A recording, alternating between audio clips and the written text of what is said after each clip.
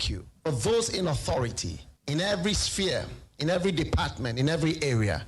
Grant them wisdom. And deliver our nation from wicked people in authority. Deliver us from evil men who will sit in places of authority and do evil things. Deliver us from vampires who will drink the blood of the nation and leave nothing behind. Bless our nation with good leaders. And for those that are there now, we thank you that you are helping them, that your grace and your wisdom is given to them to lead us forward into a good and a better situation. We give you thanks for your great wisdom that is now released into this nation. In Jesus' name, amen. Ghana MONTIE, Ghana MONTIE, Ghana MONTIE, Ghana MONTIE.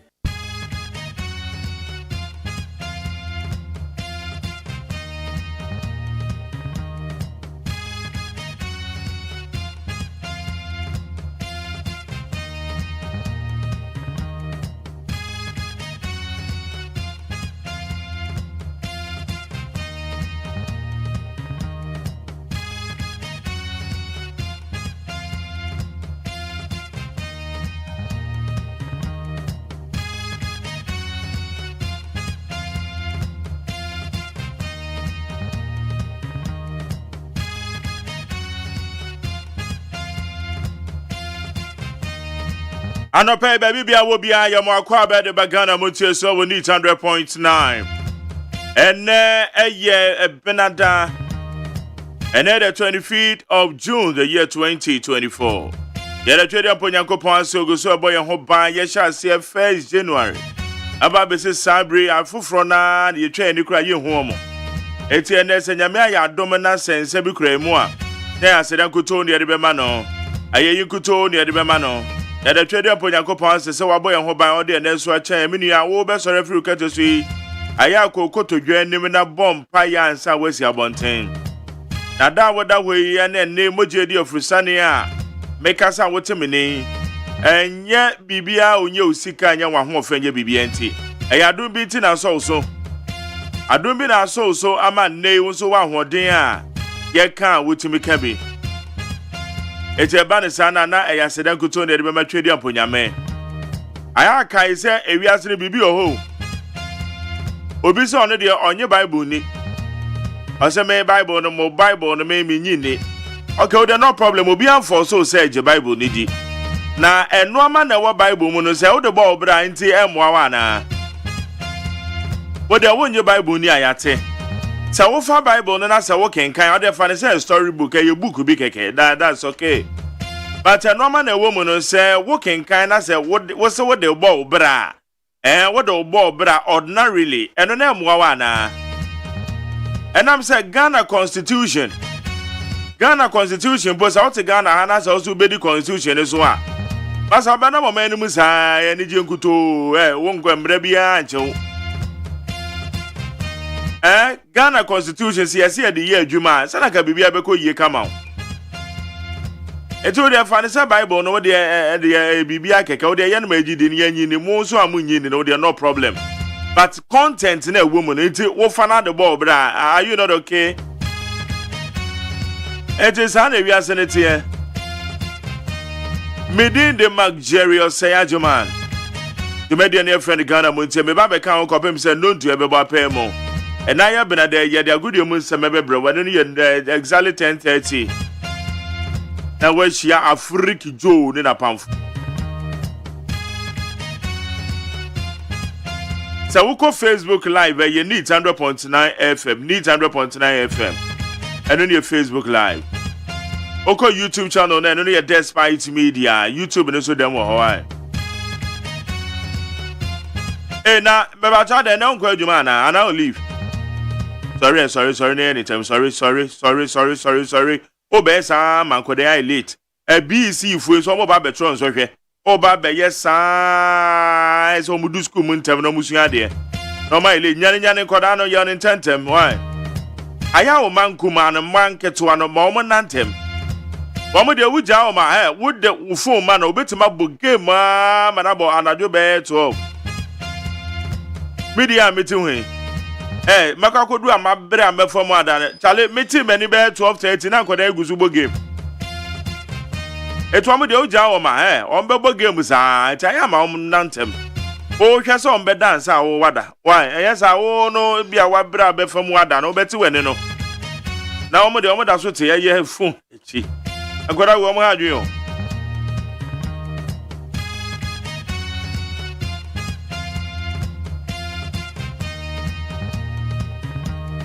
eti abribia na hwese nkoda no be dance a wada why Facebook live bibia dem wo ho and another Facebook na say dem me hu yo ade what is that na mumu me mo on Facebook ne I said that me Facebook no me hu ya wo bia so ayama woni so aware a wote ho no me pa cho wini mo bi de enra me kodi aware asem Osijeni a odi awa asem. Abasa nya bi se ma ware pe.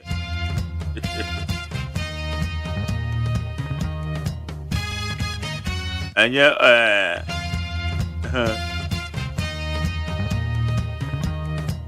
Tale with him enra madam fu bi frame say in fact when that challenge on the wife.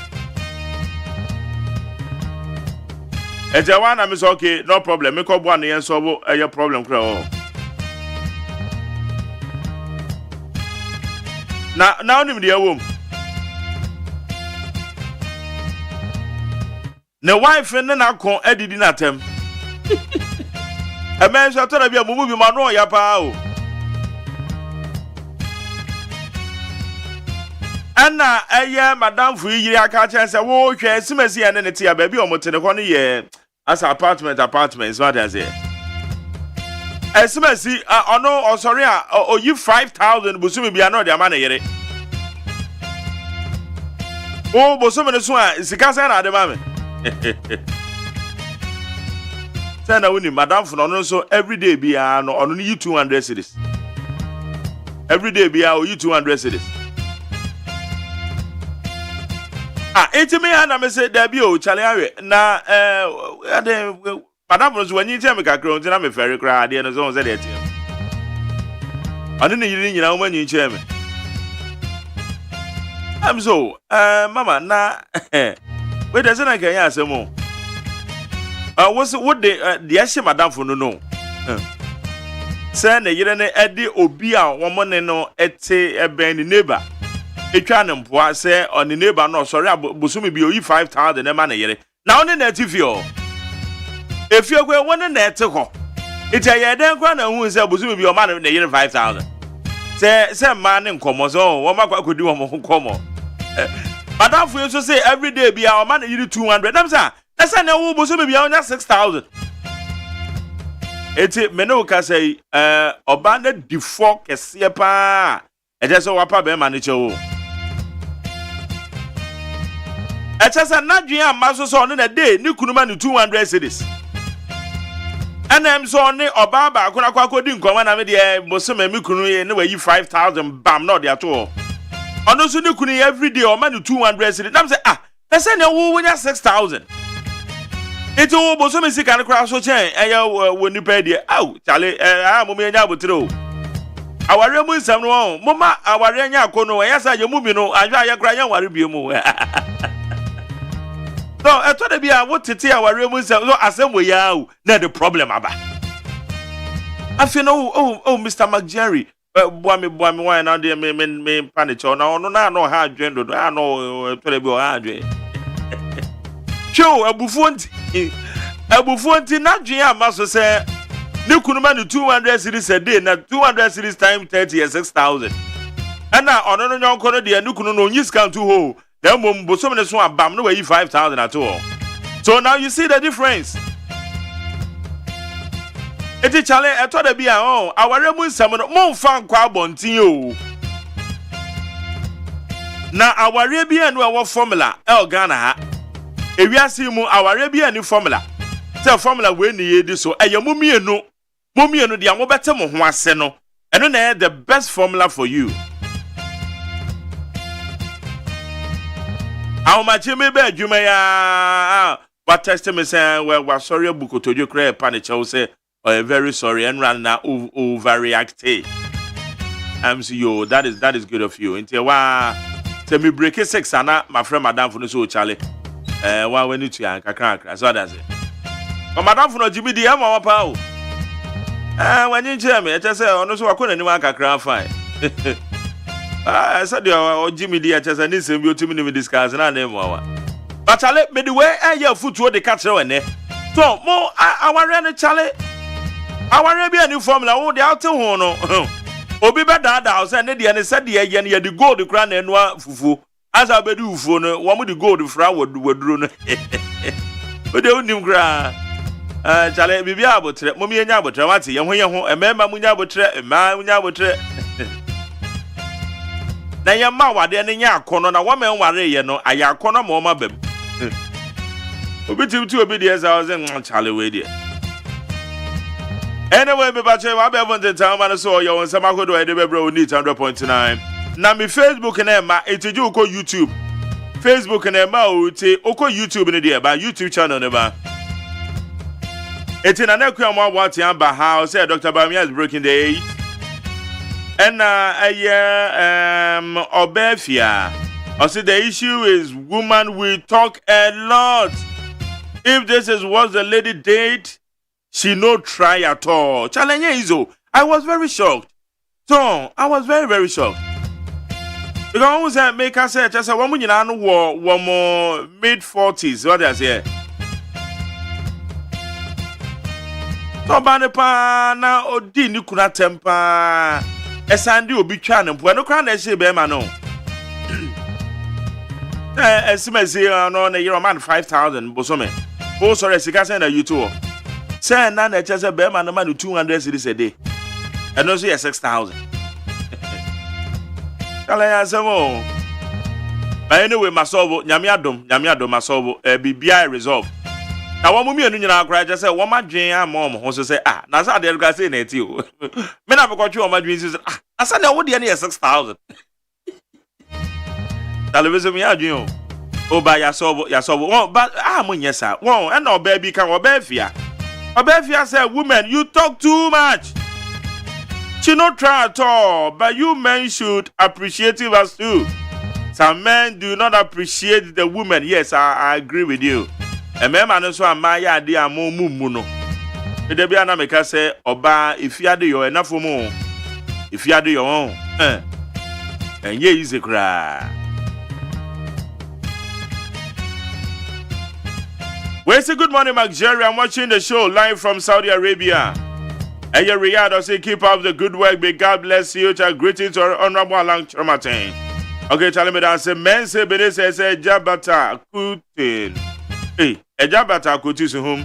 Also, I'm watching you live from Koti Literary area to whom? Well, it's another day. I'm watching you live in the New York City. I say good morning, Mark Jerry. God bless you. Isaac, where Isaac then? Isaac Ngoa. Hey, Charlie. I say good morning, Mark Jerry. Dr. Baumia should name his running mate faster because the postponement is becoming too much. We're free Germany, Mönchengladbach. Okay, Rahina, I would say most of the women are ungrateful. By the way, greetings to the best researcher, Lamtekin Rashid. Lamtekin Rashid, the Chalon also Boba me pound. I local YouTube now, Benya and wine, I'm off about Richard Mensa Numinabaho. And Richard Mensa, some to YouTube, no to Muko. I said, Mark Jerry, please, what do you think about the prejudicial comment by Godfred Ame that the NDC case against him has crumbled, honorables, has crumbled? Okay, honorable Senator Mapenyo, my regards. Okay, so I said, Richard, Obi Obeko to be an any partner, I just obeying community, never mind him. Fine. Now you're my court, Tenekasa. We say, Mark Jerry, me, I don't want to marry you because of the bad treatment my dad gave to my mom. Hey, but they didn't know it was psychological effect, but I'll try. But me be for pressure too, so say kwanako worry. And what about when you worry, me be amount pressure. I'm telling you, and be my won't worry, me be amount pressure. Why in your own time? We been 100 years, kwana be worry and phobia. Mr. Me be amount pressure. I'm telling you. It's over there on your own time. Worry and no worry. That is all. Don't allow yourself to be pressured or to be pressurized by any other body. Say go and marry, go and marry. Me you free me. I'm out for man pressure pa. And I'm Jerry when you now worry. Jerry now you now worry. Me you free me so just 1 year 6 months. I say hey 1 year 6 months now that's what you want. Tell me mama pressure. Me mama pressure ati. Because we the hour is I said you have good evening. Okay, Joseph Lawese was say good morning, Mr. McJerry. I'm watching you live from Sumenya. Okay, Gideon Ahmed just said this is hey. Okay, OCMJ, this December we need change. The current government is not working. Miss Makoka said, Charlie, keep up the good work. 24-hour economy is feasible, very feasible, and an avenue for job creation. Richard Ayenkra said, good morning, McJerry. Marriage, greetings to lawyer Kwekwa Asante Boateng, MP Asante Achim South. Okay, Charlie, I am who na Kyerematen why or your mini papa, my body, but me tell catch it. Georgia Day Williams said, good morning, McJerry. Thank God we are back to life. Tell Kwabena Mafo that I want to see his face. And the Kwabena no see me hey. Obeso who na nimidi ya ene Joe Banaba bitua. Okay, Elijah Budget is still movement for change. Alan Cards. Rambeda says someone will comment in Aba. The one cat of Muslim never be more Jumano. You are for the town man so ho. You call fracas your bonus so bar. Well, when you try, you bet you again, some of the open, you bet you. And Rachel is on your solid interviews. You were a year discussions and many intellectual discussions. Yes, we are better, huh? And some people now call Dr. Mahmoud Baumia or Nam UK. And no man calls ho. Ura Kyerematen wa done the normal dear the train. Now, some men or cause the Council of State or Beckham or CE levy or Beckham. And just say Obama and Bemona Koyi industrialization policy in them. Ye bedini nyina Hong Kong. Na ye say NDC ni bi koka Dr. Mahmoud Baumia ho asem e wo Tamale Eagle FM. Ama MPP mrantie bi akwa birim no. Aden. Mesaka video no bi. But I say uncivilized behavior we na every. What you challenge me cover. Ye be kan ho asem. Aye neat 100.9. Masacha me kwara mafu mache. Kwara say they are go pass it. And Yamado, they check a crack. That's right. But I'm going to I was so. I was for the Democrat Ghanaian Times Namedema Muachema Muakwaba. Or the Right Reverend Dr. Lieutenant Kenna Bliss Divine Agbeko. What in Infonia Betua? What I say? What best a software kukudamu a wagana has said. Se politicians bi aba montan mamun kasema endoso no me support us me support obenten e ba sa wo church members no emu bete communication minister Alante finance awade beboa ema African leaders yo na yetu onumfo se SDG yamomode ase 2030 de na yetumi adru we sanse yetutu kwa akire dodo Ghana Eurobond holders no omuni aban akosi nkonya amwo nyina agene akobenkuro mu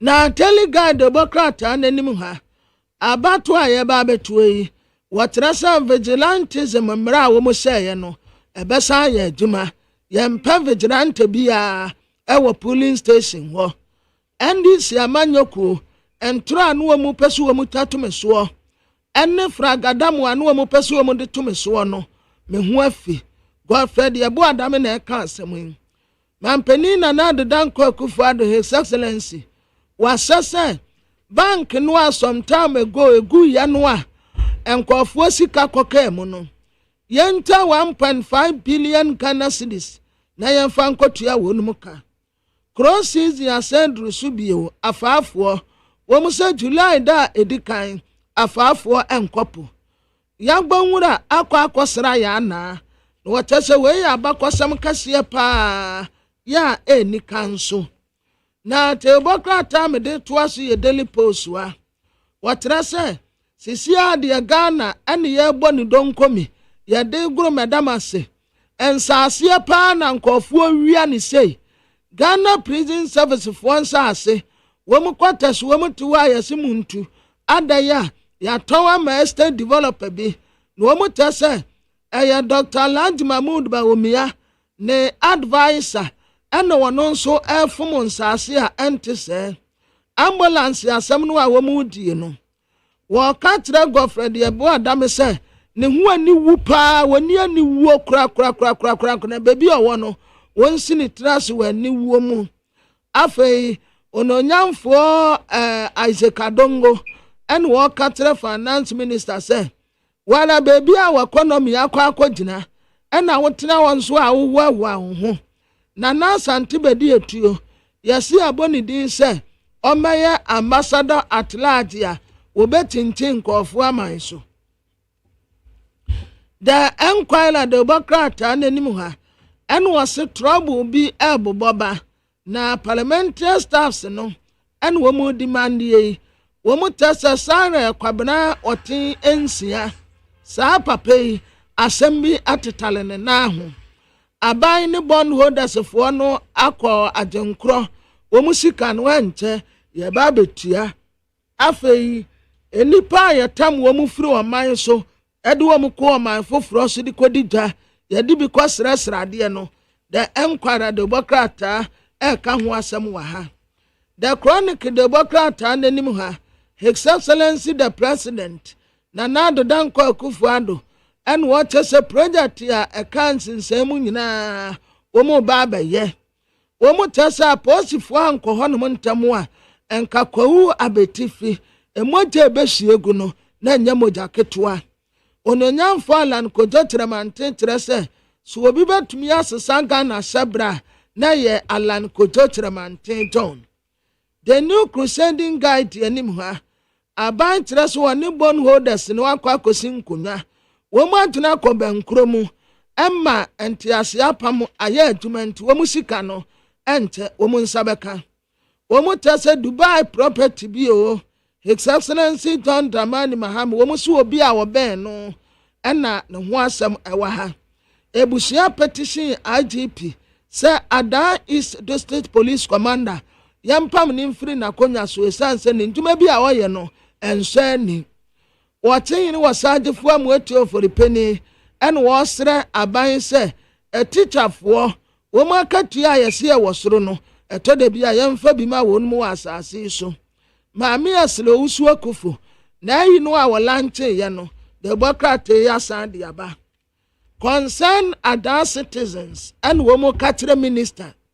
se nene tete lenwo okumo the 5th ade asem no mo kafa no ho watra se emebura woni atuma ye wo Ghana ha no sisi ade abonta ato atese age ba bia eye survey ya wo mo di ababetu dwa so obi betumi asesa Ghana sebra wononyamfo alan kojo Kyerematen John ode ne mfoni abetua communication minister ne foundation no awalanche no the Democrat ka ho asem na the Democrat leaders party anim ha watra say said ya Mahama appointees bi enya property ewo Dubai the Democrat di binim mfoni abetua ye kai kane mampeni His Excellency Jerry John Lawrence so what asia enkwanya 77 years yo Nigeria Lagos State wo mo person zum lion obeboa won na ahonidi atumi ye adwuma ewo Lagos the hawk the Democrat ananim ha His Excellency the Vice President Dr. Lanji Mahmoud Bawumia was so the 33 policies yaba sa 33 policies no eno na den sakraye eba afei ebra Vice President kopie mu wo UK no yesi anipa bi ye demonstration de kire say eniama enkoyie ebusie be copies 104.3 FM so ena ye dabrada magtere was agyeman na konwa ensam pii ewa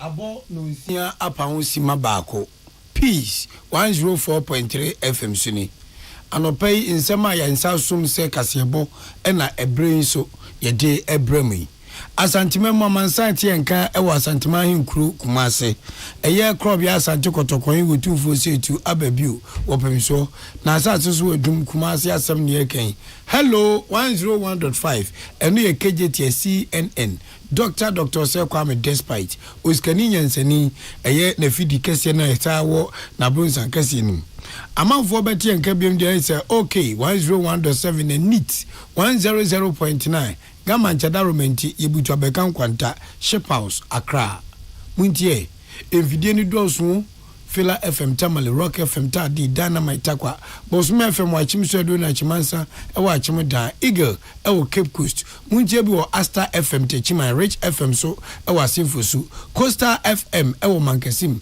ejigumu wo the beat seria sawe so Liberty FM se hiyo so ena beyond so ewa enkwanta Enzima FM wenzima Jewel FM ewa dua ya enkwanta ya no mu mama so emme na Montie bi ewa Crow IFS adesu ni enzewom kwantempono so Dachi FM koko wuyanti ya bono boa ade akoto koko FM tepa yebedi nkunim yebe kokopem mo Success FM goso afa peacefmonline.com ghana-today.com how digital radio London kanene yo himekrum eni eyo hinkrum ohimana nyewu enzam ya de ba no pe emu atwotwo ho ni bini Honorable Martin AGYEMAN Sakosa a woyem na Shebedwani wo Kyerematen South wono anso na yoso afo hwe mensin nkrasim tu so watu anamo na wakwakohwe dwumadi asoko no eye ede abo ade hye wo Upper East region Ababa dedwa se mprempren enipa anhwa Dr. Laji Mahmoud ba mebebo ne din se omwan ntu franka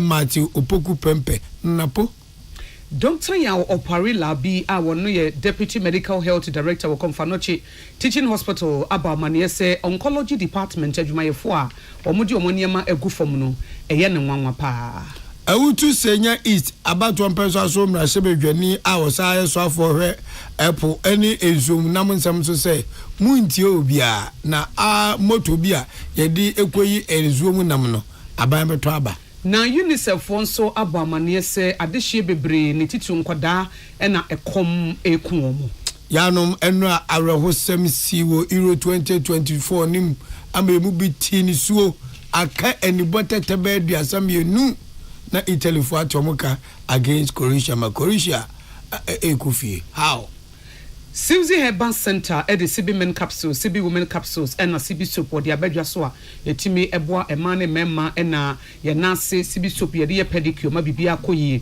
and our face to me, Dima for Herbal, Dr. Tambo, the so Etun Safro Sebre, now Pokwasa Maira, no abon in Sassin, J.A. Buying Company Limited, Eddie Buying Stain Remover, and a new buying 20 disinfectant, and so Abba.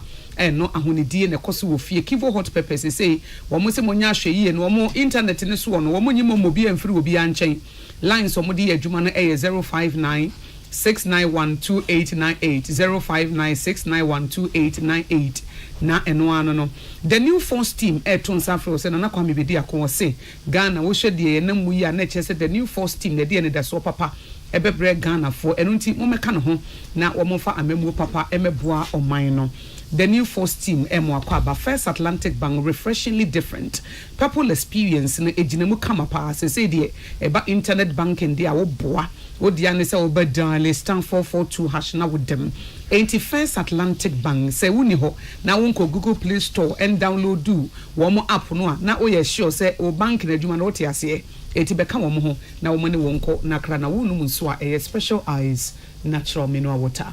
Yene de kasebo yi esumo no pay eyeme akosia ago abowaji mene odeshe kronkron na ho fedua achenkwa na minumbre mu wodi ahenkan kwame yeboa ensem ni kiremu eni senior lecturer osaye senior research fellow owo Kumasi Technical University Professor Smart Sapo enra nunsia kasebum enwo dwam ele kire Ghana fo nyina say was ni pain ama manse nyina ate se wire research bi na sa research no okofom pa no woye ti eno ne nana ya okese de cardinal etwetwe nkomo ewo no nsia kasebo enumre bre no eno de tu dwa sanji mu no ose woye ewo Ashanti mantem enkrampumpunim mantem atoyem potem bunu east ena eye ahafo eni sa miemie ena bono so ka ho awoye na asem to fa bo nyina ne se enipa awoye wosun kukuku amanyo ko na de hye a enipa bi susu se da chenkwa ma bi omampani abedi echa wukura frankam se ekua etu ama MPP amanyuko no obomumu wakudi a enye nwanwa se sankrofo emu bi ebetimi aboa na nani so ade nso be mampani no ebetimi abam ena tinti asem ne tintimi ni tete uchire mu sen prof say asani nche mu nyina ne say enipa we mu ena obo modin nhwimu de ko wi ni Dr. Macho Poku Prempe a wo yeso afo a wo hwe enyinamsem so ewo mem ha ne din ewum ononyamfo Dr. Yaw Osei Edutwum ne din wum Dr. Henry Akwabena Kokofu ono kanena EPA ono odano ononyamfo Osei Yaw Edutwum so enwumasua a etintim organa hei ono enu otua no kane onyankopon sempaka ni difo ana oda the Church of Pentecost ano Apostle Professor Opoku nyina ono so din ka ho abadwumafuo nyina awura wono otua no mamme eye frima akosua opare ono so din ka ho na sampanfuo din ka ho nyina no ose na hwemu no kire se Dr. Matthew Opoku Prempe amanfo bone mane fere napo ono na odi mu nkurumnya abano dodo onu nya hamu nchichemu aduasa enum akiripo ensia 35.6% de otoso mienu eye onu nyamfo eye Dr. Yaw Osei Edutwum onu nya hamu nchichemu edu enan akiripo miensa 14.3% onu nyamfo Kwabena Kokofu se Kokofu ball bo unu anima yempa so we di onya number 10 onya hamu nchichemu edu akiripo 9 10.4%.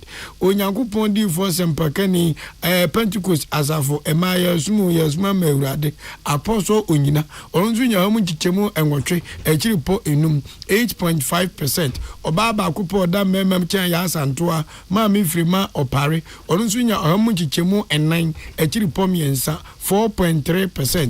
Wangu wujidi se omudi yamfa wonse akoso frima opare o so no nyamfo ya wadutwumo se na po se eye ononyamfo na Apostle onyina ananse Kokofu ball bo obi bia ebeyi amon nso no eno nso eje homa ohun chichemu aduonu ensia akiri pongwotwo modom se emfa ho de ansi abodin sei eno chemu chenana ya kese kase 275 constituencies we no ye kakre bi 61 constituencies. So, and yet nationwide. Cuts across about 6 regions near Ashanti, Western, Greater Accra, Ahafo, Bono, and Bono East. Osha Openi, Dr. Matthew Poku Prempe, Dr. Seiwe Duchum, Dr. Kokofu, also Professor Opoku Nina, and Madame Fremont Pare Chief of Staff. Nipani Nina, 3,577. Dr. Matthew Poku Prempe, Lady 35.6%. Naba, Dr. Oseiwe Duchum, 14.3%. Naba, Dr. Henry Kokofu 10.4%. Naba Apostle Professor Opoku Nina 8.5%. Naba Mama Chief of Staff Fremont Pare 4.3%. And any other choice and 26.8%. We Dr. Anasa Professor Smart Sapon ono enoye senior lecturer a senior research fellow Kumasi Technical University osadi tusu biomu se dwumadie wo mu di nanaze hwemu no ye no odnani si party emane so party adehye no ena odnani si omso a onya sanchechiremu we edi from ho eno so do di jana na ya kese enumre nu nsia kase bom my can say we a party for argument. Say on premier be the chance flag bearer consider obia apart from party no acceptance no don't know because say party for one and the other general population so every side all these things are left for the flag bearer to do.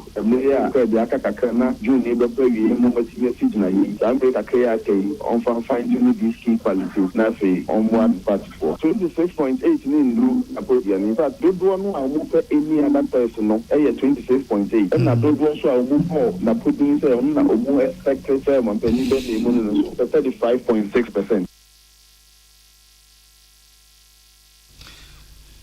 no Professor Smart Sapon can no mfa me make say doctor ana prof entisa Professor Smart Sapon eno eni din me kura na meti akra no wa confuse me say do si kan no enti mani age say watene bibia ka wa ka say doctor anase professor na me say na nipa ba ko for doctor na pro mu de hin na odi kan doctor na anase professor enti ye ko ba no a ase wani so ate wan no a watimi aka say professor no we di wa ma ye nyina yakoma to me kura me o ma me na meti akra na majuruma ye me prekese ma kafra say we say Professor Smart Sapon de ye prof ai ne ofia enti mano ne fomo wa ya de me dase yo na ye ko ye nimu di a Deputy Medical Health Director Dema Konfanochi Teaching Hospital Dr. Yao Oparela bi na wodi atudwa say ye ne nwanwa say oncology department adwuma yefo wo mudi omuniema nyina egu fom say wo mo enye adwuma na wo mo ye strike anase wo mate atua na a doctor for your mo oncology department wo Konfanochi aban ayaresabia kan say bosumi ensie ne de to so aduonu nan wo mfidie bi enye adwuma eti ama wo mudwumadie ayeden pa nti anam so ama niema nyina enkosi do musi epeno enti no nsia kase ebo wona na ya kase twehwe nkomo na Dr. Ya Oparela bi ebo amane se esese ade na aba no wono kura no se strike bi mpo na omo be ya na se bibia senka omo tena se na omo hwefi se afidie ne de esese omo sibia omo ye ebi wa se replacement ekoso nti aye na nwanwa se adwumayefo na ye bibia tisa high kakra if you say a doctor for no much has a busia you know more in common degree the much you can see wa but the capital said that then I fit the ba in san ye ni wo inti na ye did say almost so check management as say active processes na say I deal with first crowd and so na ube to me enya who kwan say who kwakoto adie every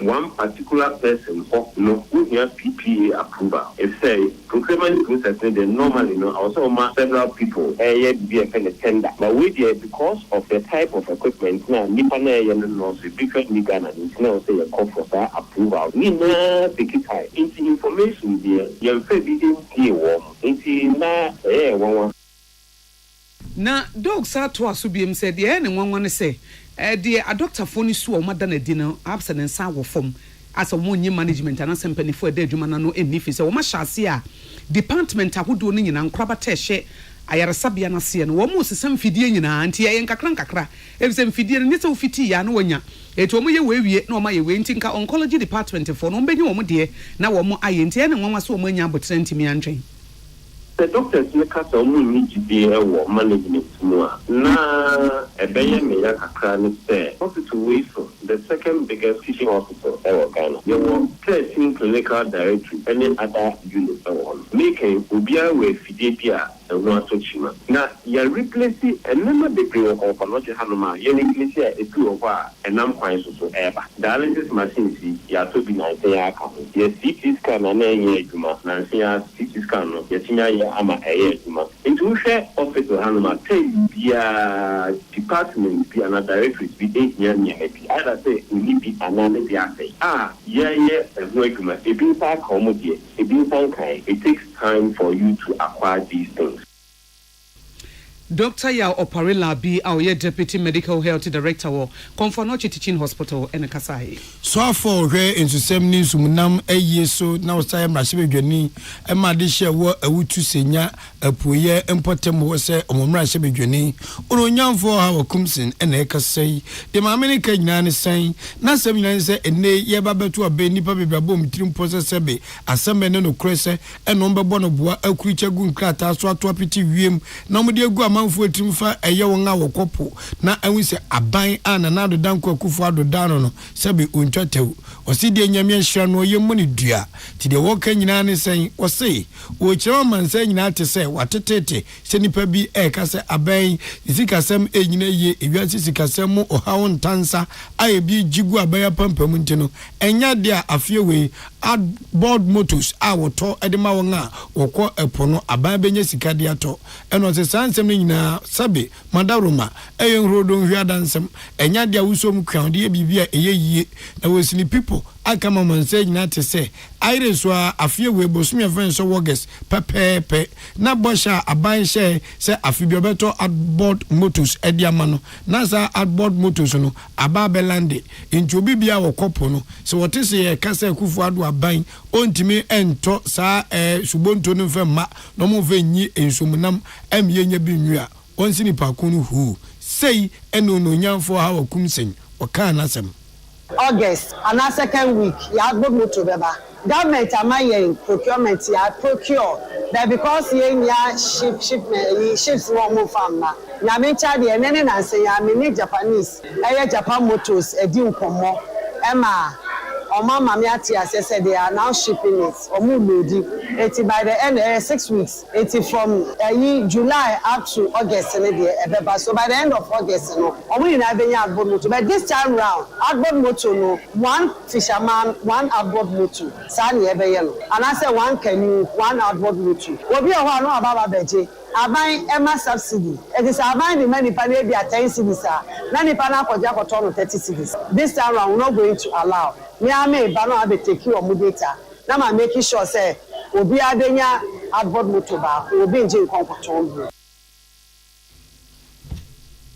Endi ononyanfo a okumsen ena motenene no owe no sare tu su biomu se osra ye papanom ne ye maame ma mo kopo ekweyi su munam de bre se o se mutimi su epe kwan bi su se benya dwuma foforo bi edi abata ensu munam yi no ebia ne se busumi July ni de dikan ye betupum untimi se bi kura nwale se de be ya enam no benyinyim no ma wa hihye nkosua kama na pumunam adoso tie kwatum sei na ni bibi foforo a wo ya avena ovrevre payos mo omunso mu mbiawo enti wasrese na nanom a mumpe bibi foforo bi enyenka apodwuma no ho se da be a BBC na enu ntimi nkopo a wasetrema anya den Omuye interested omumra na yenye den yemma wo mu enye sa eyi aquaculture ye be mo mu tarpaulin fish feed and a fingerlings. Nomia ne space no any nsuo a omo de beye. Apart from that so no ebi o hom person musua etie ye ade pam babri ni e won keka ye ni GFRA ye collaboration last year omo training nipa beye almost 5,000. This year omo so be training nipa beye 8,000. The ministry na kasa so to sewing machine any dryer and a barbering kit e dey ama afarefo no so that so obi ba ewie school na so person okosua adwuma e bia because of sewing machine to nko ye de beboa ama kola na akosua adwuma no eni amutiye ononyamfo Hawa Kumsen Oswafo a wohwe mensini nkrasimpum tuosuo wosan ye mrahye bedwani e wotachiman south abotom peso so ye Honorable Martin Ejay Mensa Kosa wako no akwa Gulf of Guinea Social Cohesion and a Ghana Secondary City Support Program Jumedia ewo Upper East Region na certificate epoye mantemu na wo mudru ho no no chem se aban the project ne ba ho on pese wo motreche de commence na hudu nyina mu ewo tempani na o manfo nyina hu sampa aban no ebo ade hia ma mo setre motompon Honorable Martin Ejay Mensa Kosa ebro ni peace kase bo etwetwe nkomo no na wo hye contractors nyina enkran se kakra na aka no wo nyine wo monye ne ntentem na makromafo nso enya ho mfaso na minister no edenenu ene konsa hwe ekọ eye asogbali sanrugu yendi ena wosanso ekọ eye sanrugu livestock market ena nanumba chips compound sanrugu locable stores ena face story building na wo masie no wosanso ko hwe astrotef no wo masi park no ena wosanso ko yendi ko hwe stores akodo wo masi e wo central market hall Yedi nam titru ene se aban ewon hyehyemu ene eye World Bank akoboti esiani akogye bosia a yedi siesie Ghana man esrem atifi ha ye wo dwumade bi efre no soko ene esrem nyina na ye wo secondary cities na dwumade ahodo eye akwan nsuo sukuu dan eye hospitals clinics ama sa dwumade yedi na yedi abedu fa bia ewo se yetimbu nkonta hwese nyina akọ awiye pa na yedi de toaso ti namyunu nsahwe Medeba northern region and upper east. The Miko Sagnarigu, the Miko Yendi, the Tamale Metropolis, and your call Timpani, Koboga East, near Boga Municipality. The Bia Akuyi, Usha, the Bia Ebaye, Jubadia Kubia, no Kase, Gusu, any quinces in the Peno. Eni ayeti ye Honorable Martin AGYEMAN Sakosa. Wo your so for shemensi ni crossing pum to so. One also ye mashebedwani e wo Techiman South abatom pesaso. Abdullahi Abdul Kader Upper East Region Nediamane boyi eba ye kasebo e wutie free peace 104.3 FM so ya humeso ya ba ya betwaso.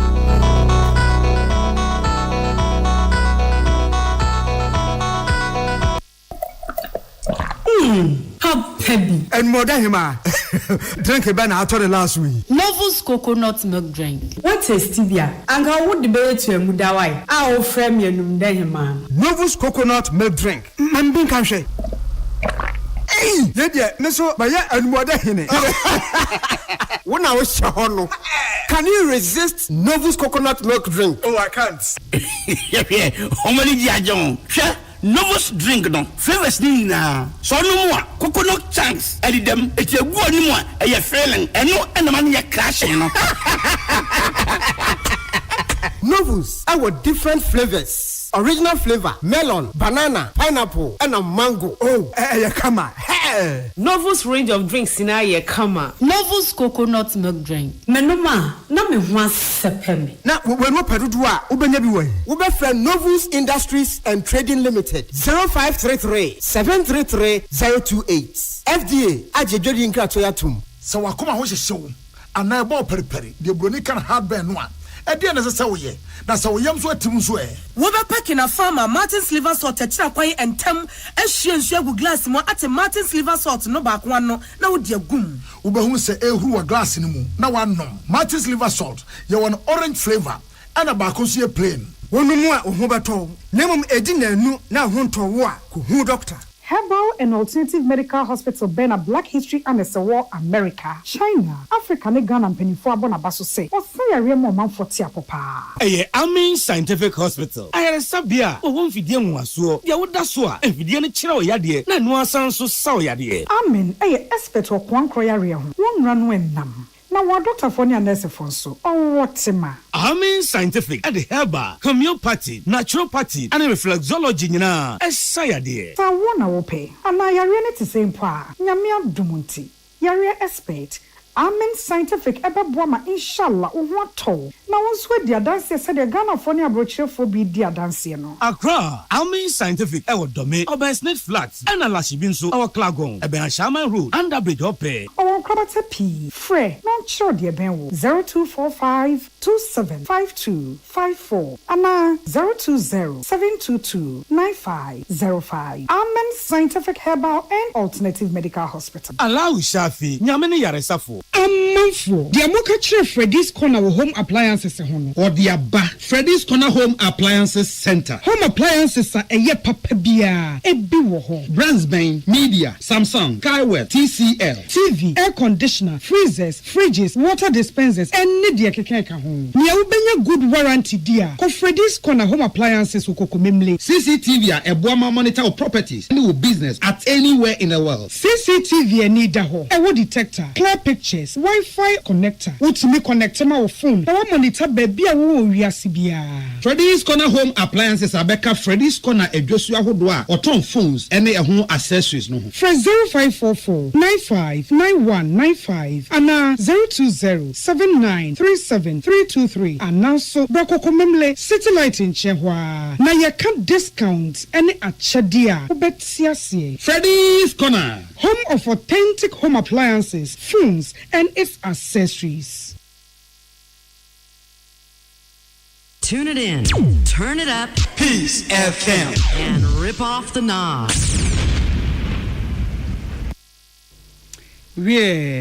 Yenkoye ni mwe na United Nations Children Agency efeni UNICEF. Wa musi se wudu Sudan na eyo man a se wo ya akwada na wo mu a wadi emia. Ekom a edi nkwada enya asem ketwa nkwada ye tietie omo fa hodie so. Malnutrition ni niam bebre nkwada omo nko school. Eti se wo ya akwada na Sudan na wo sa abre ya ene ya wo woto ba bi bone pa. Ebi se wo bebre entokwa ekoso no enam so ma Catherine Roselle. Edi atudwa se ama enkwada sitrema ye basa enkwada nya aduane ni wo mo benya aduane adinya ba bi na enkwada enko school oman na ye basa ama enkwada bre omo ebre no UNICEF for say e bra so say bi amansan ho kwa ombefa so a ombetimi aye bibi e de abo omu fi say de omatene say ebi mu dwane aso omu kɔ Nairobi eye Kenya ho na omakɔ akɔpɛ abrabo papa e wo ho na nkwada sa abre omu nya aduane ne na say aduane a omu di ne enkoyie no eye nkwada e do so pa e wo Sudan sanse mu kwa na mama nsa ahye kase say na nti Dr. Tedros our World Health Organization no until say Sudan mem enkwada ya wo mu enya nnuane bi ti say akapintin tiosafi eni ade eni eno no ampa wa edin na Dr. Tedros ka say sabin period as enya bibia no worker o wagmenfu a hye na se a enche de ekoso Sudan no ono Dr. Tedros ebeshom na omudi mu amane ababebo ewiase na wo agudie mu nsem so no say eno Euro 2024 no awon nsensem akwakoduo eno Daniel Rewoni sun papa Albania for any Spain ena a boy Spain for bo modeche Albania for say ball bo yani all Real Madrid ene wo Espanyol ewo yekrum inje etimi chem say ball no yan Spain for yenim boche mo Albania for ampaniampa first half na ena pew omo share ka ba ko editia Albania for yi o ma ntimi ante Yankobon ya doma Croatia so any Italy ene de yam so na ofa di kan obi anhye bi Croatia for ye oman bi e ba ball bom se tournament okwa wanye bi kwa no obeto so miensa anan nan to da bi ko timi to so mienu say World Cup say ye Euro si oya de papa Abraham fan Luka Modric awesi akadema Real Madrid onim ball boye papa the wanyi enso still ball no da so bo ne hu don ti na nipa dodo na support sen kanura Croatia for ntimi hye Italy ti bo fe di ka obi antimi anhye bi ekoba de ofa toss me no hye so no ampaniampa Luka Modric enya penalty abrante ko gina ji wo bo na French goalkeeper wo cha de kwan no asobo emojera de azamato yen yemu ye pe wan go pe sa si maba kumienu en hona ena bo bi sa FN se ho ena beto Luka Modric ye ni mo se kai meteme ho na su saw na atenakasa a chese go o mu hye go no be 52nd minute wo ekura bo yi mua Italy for bona Croatia for yi bo chese ayeme masem yellow card eja wajo let finish show yellow card is there o chiche school feeding no aka any botete eduasam yenu 32 seconds na ye be pon boy bo bi overlap ya say dey eja wajo overlapping no free here counter attack Uze mbuza awon no free here on the counter attack free kwato Italy for my branch ba ku peja ni team man na so a so atenakasa Sometimes now Luka Modric our captain or Sancho share the only goal for Croatia for a no bench. Niam gene proud. Akwen wetu ni afa be what we me woo. Emrantie tegu form ni me sun chese. Ma patamba bia. No Italy for the no ma qualify wi. Wo moko. Chese enko mu share ya. Enkabe Italy any Spain eno Croatia for no mu gina yi. Tinka Spain any Italy na nya automatic qualification. Ni abehwe best third place team. Anke no betima come Croatia for no betima found their qualify ko. Enso yan say Italy for e kan ni botetebe eduasam yenu omode ti omo kanchi Croatia eye Euro 2024 no wo mafrim e wo kwema enra emrantie ni su wo park su chese ye pata wo menya hwe nyemu ni bi na ewuo nyemu om side bi nye ni nu wazam we ya dodo eni but ka nye 3 minutes mpo bon kwa ya mpase ene ye refini pon bon ne ya pon ya hwemu awie ya pon odi esuna na omusu wo park ne na te se de na osu na omanim na te se usu wo wase eye na sibia na sana na omanim aye wo enti mai akwa se ne no France any Poland ene bebo Netherlands any Austria ene bebo Denmark any Serbia ene bebo yan England for yani eye Slovenia ene bebo so ene na ne ya ba kire wiase nyina se Jude Bellingham will come to the party. Copa America, everyone to say the wins in Satokwe. Colombia, Etrefie, Bomodne, Paraguay, Paraguay for a Camunu Emma, Womo Eti Bakope. And agree, as you go poku, say when near or did that. Jaya Dano, no, so her board, the woman yaba. Brazil, any Costa Rica, and a boy, Omobos, how much, don't cook 1 a.m. Naman for 9 a month or so.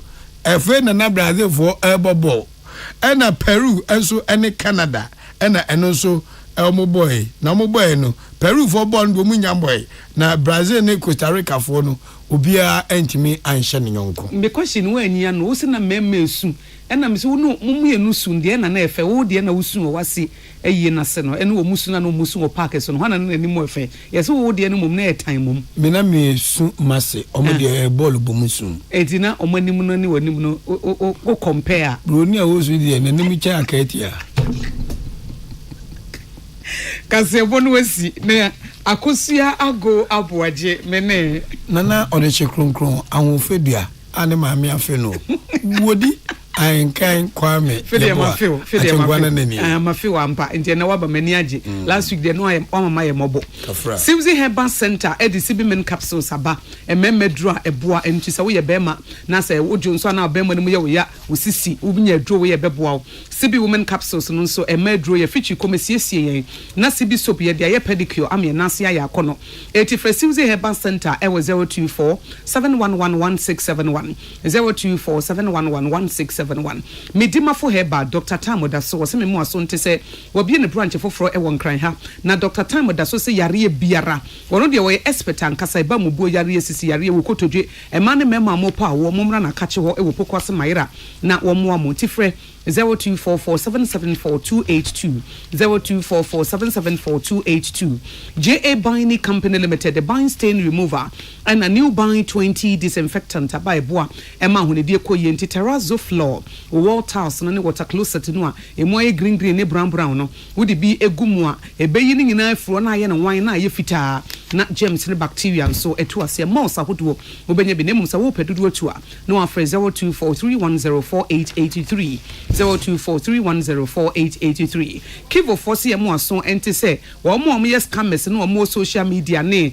internet so edijuma no me mama so ente se momo no wo mo nyi momo bia wo social media eti se bia Kivo hot pepper na wo peo na se wo mo gari soaking bi na wo peo wo mo lines wo mo di adwuma no eye 2 per official lines ni enie eye Kivo Fosi eye 059 691 2898 059 691 2898 and 059 2348250 059 2348250 Kivo phone numbers me no a omodi adwuma eno no nana kwame bedi akoso wo the new phone team aba amemo papa ebetimi de Ghana akoye diem etibra nefa wontoma bebo omodi ano nti afidie esesa eba third force kesi a wo ba befa first place the new force team eti nana kwame bedi akonse fa ntoma bebo ne dia no na Ghana enkonenim First Atlantic Bank the purple experience no me busa say what download wo app no ana every Google Play Store na say App Store wonya dia ene ma honya ha na ma phone ekuta wo na ho abamfaso ano asa wo betimi adial *2442 star 442 hash na wo dem First Atlantic Bank wo bo star 442 bank ne mu de say bank na wonya bi account wa wo pekura wonsi banking ho eno ansa wo phone ekuta wo no wotimi tua wadwuma ye foka wotimi send this card komo obi wo pebosia wo benya dankasa eti wo bank na wo no omfa wo nye hwe no wo momfa wo nye hwe aso mu mu wo no mesra obra ba bi ebebu wo ba bi ebebu kama also ye be ma respect First Atlantic Bank the purple experience no enti dial star 442 hash na with them star 442 hash na wona wo krono First Atlantic Bank refreshingly different wo no nso a special eyes natural mineral water abudu nso yada mo nyina ase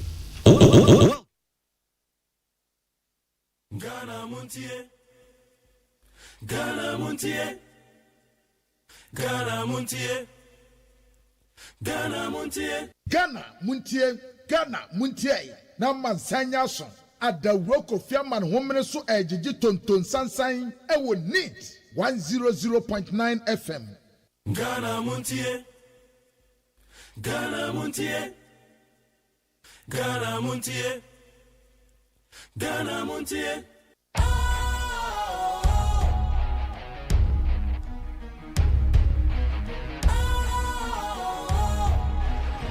What's cool, fresh and trendy with a new look?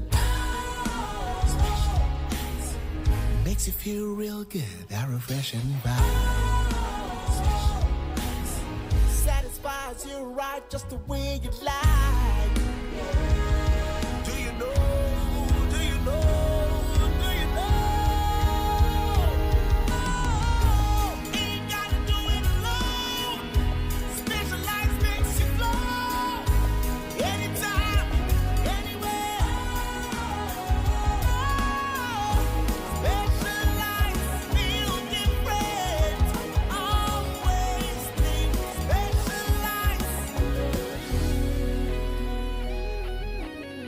special.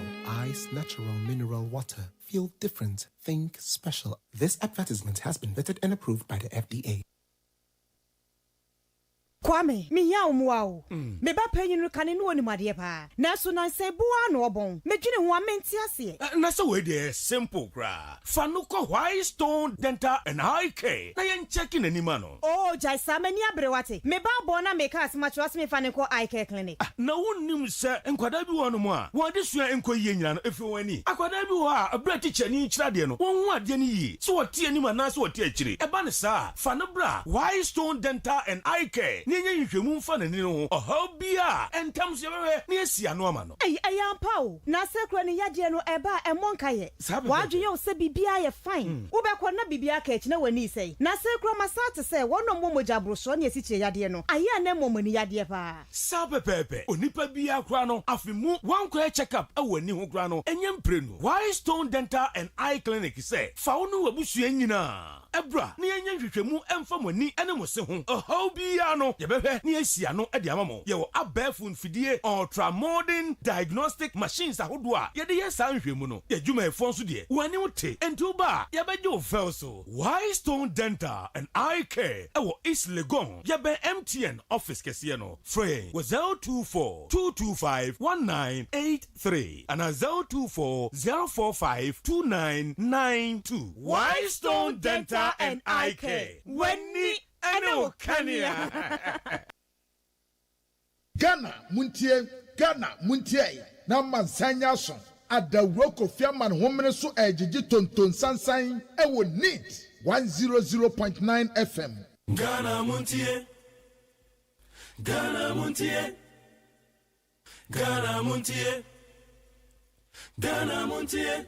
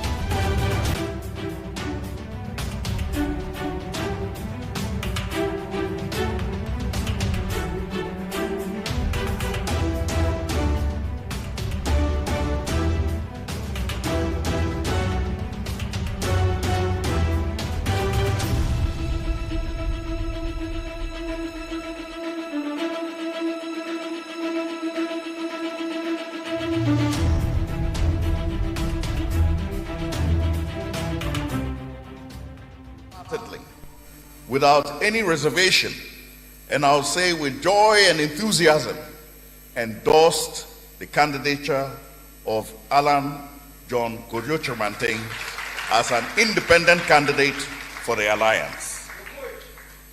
I will shortly introduce our man of the moment. And when I say man of the moment, you say we have the man. Man of the moment, we have the man. Man of the moment, we have the man.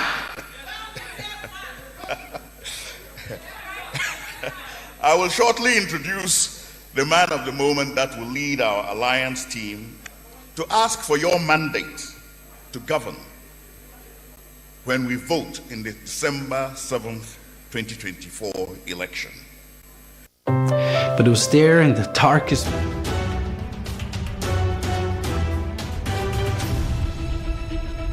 that we can begin this journey of great transformation under his leadership as Ghana's first independent president. An independent president in a government of national unity for all of us, where it is all for one and one for all. Not a government that is only concerned with the welfare of the few at the expense of the many. And this is what we've known. Whether we are able to begin this journey or not in 2025 will depend on what you choose to do in this election. For me, the options are clear. And I hope that for many of our compatriots too, the options will be clear from your own experience. No one needs to tell you. We either refuse to change and continue on a perilous path under this government, or we stop the 8 to save ourselves from disaster and despair.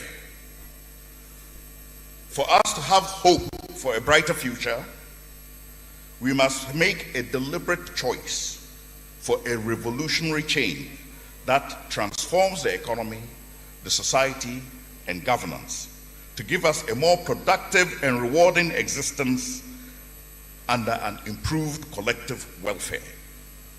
We are not here to talk about transformation of statistical data and indices. That is not what this transformation plan is about. We're here to talk about a structural transformation in the architecture of this economy, in the governance of this society, that will transform us to the next stage of our development. We have talked about transformation for so long, and when this GTP was being launched and ushered, already some people were wanting to poach the word transformation, and I wondered where they had been sleeping all this time. And you know, we couldn't be bothered because we know that not everybody can effect transformation. It takes a particular kind of leadership to effect transformation. A leadership that will deny itself for the greater good. A leadership that will not think about the opportunism of today, but will think about the destiny of tomorrow and the future of the generations to come. That is the kind of leadership that requires transformation. We are tired of the recurrent cycle of tried, tested, and failed small incremental changes that are quickly overtaken by events, and we must stop it now. So we must break the 8. And what do we need to break the 8? We need a man of the moment. We need a man of the moment to break that 8.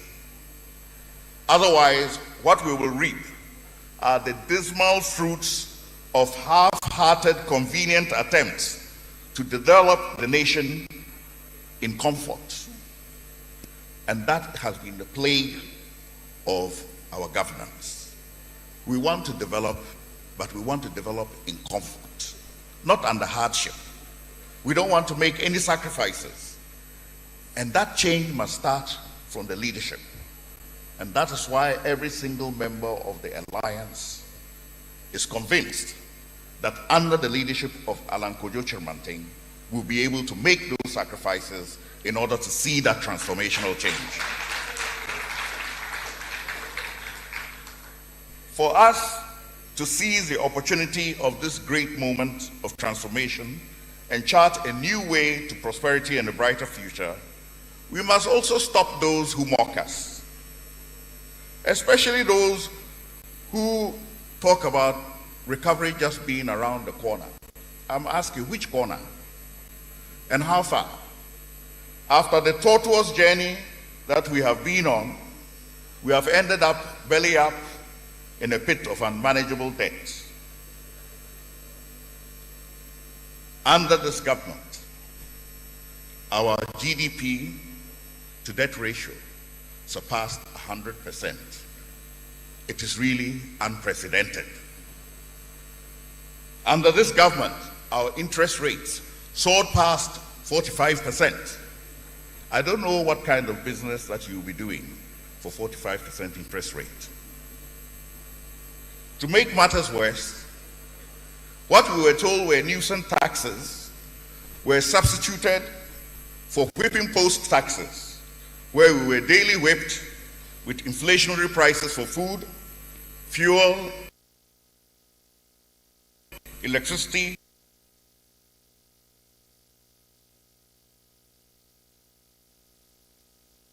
materials. And if Ghana ever needed a man that had a grasp of how to create an enabling environment that fosters pragmatic entrepreneurship, then that moment is now. When everything around us is collapsing, we need leadership that will take charge.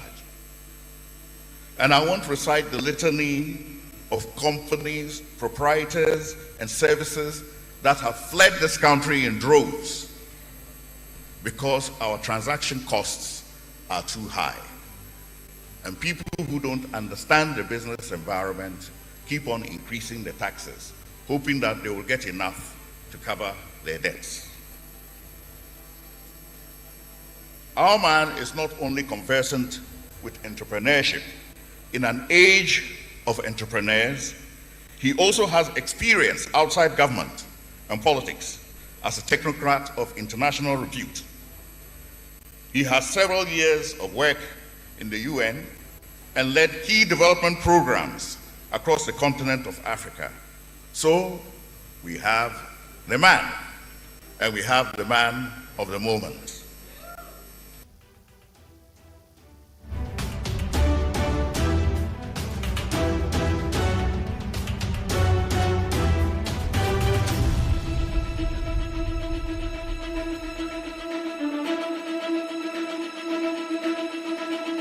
Brought it upon ourselves, as we say in local Ghanaian parlance.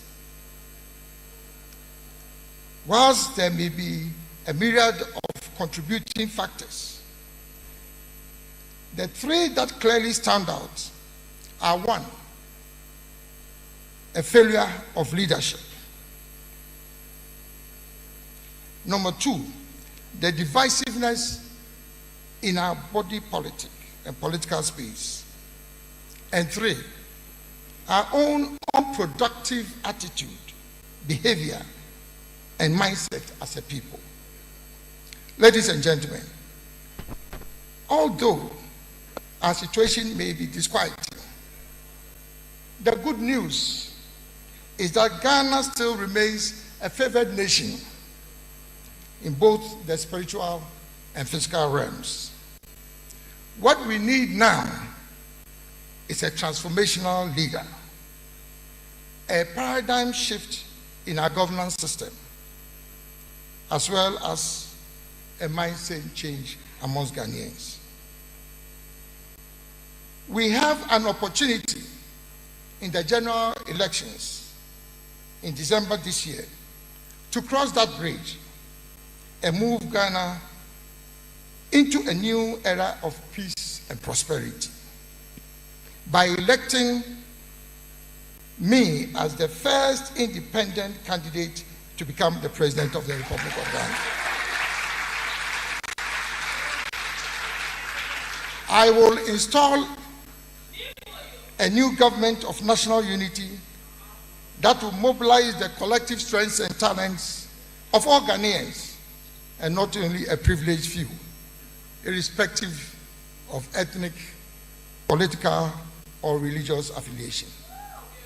Ladies and gentlemen, both the NDC and NPP have had the opportunity of being in charge of this country for the last 32 years.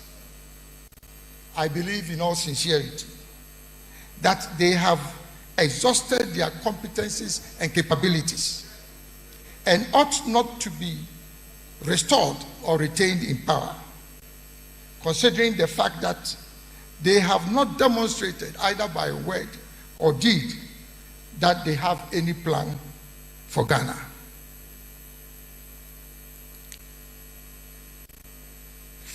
5 months to a general election, we are still waiting for the manifestos of our two leading parties. Between the two leading parties, they have, over the 3 decades that they have been in power,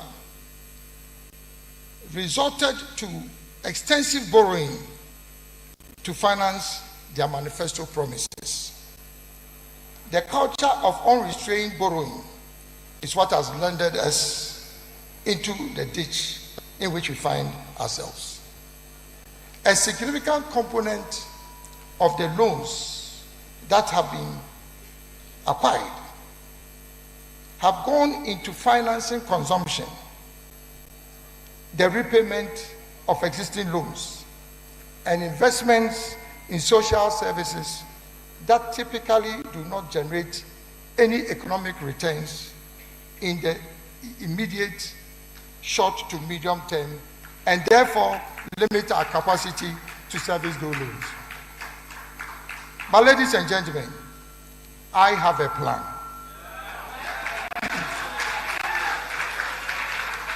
I have a plan, the great transformational plan, which will build an enterprise economy in Ghana, focusing on private enterprise, innovation, and the unleashing of the entrepreneurial spirit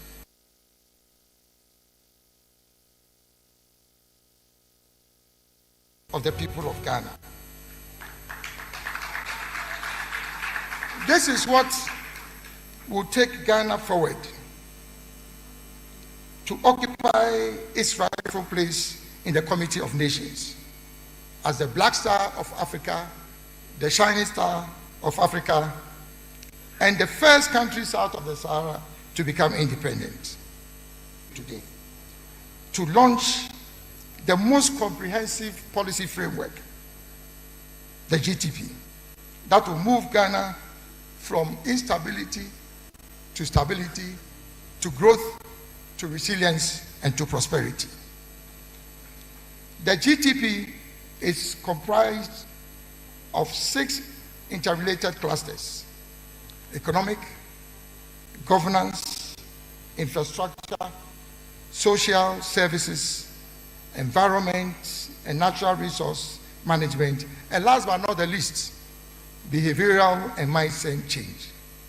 Each cluster has a number of pillars, thematic areas, and policy solutions. The plan is significantly different from the party manifestos that have been presented by the two political parties that have been in power in Ghana for decades.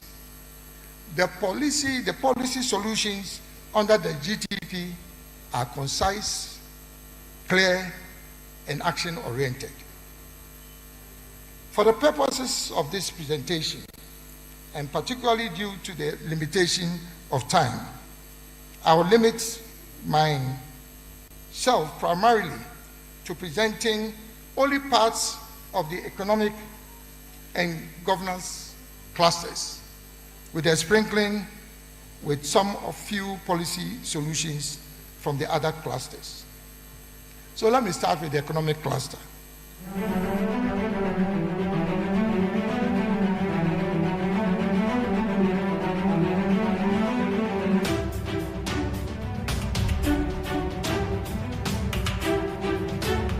Yamo akwa be de beni 100.9 Ghana Montie suni baby bia wo bia yamo akwa be ma wache e ba cho baby a won traffic na chi wo ha na anopa traffic ana edem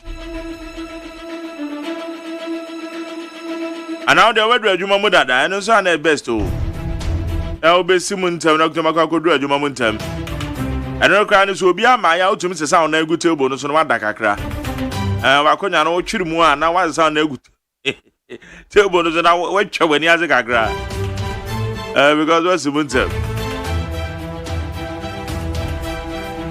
within the luxurious AGYEMAN amasa chame kwamna mafo akodo da me ade me producer abena frame abanko na na ya osafo One we in charge of the social media handle.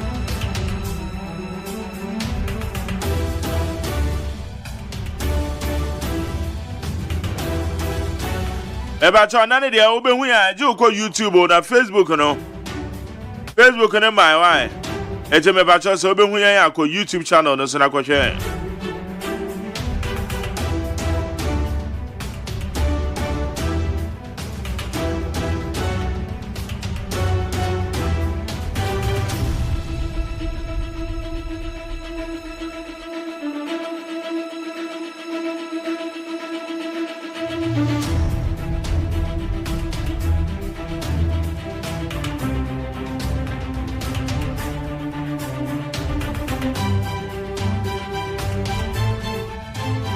Oko YouTube channel na be kashia.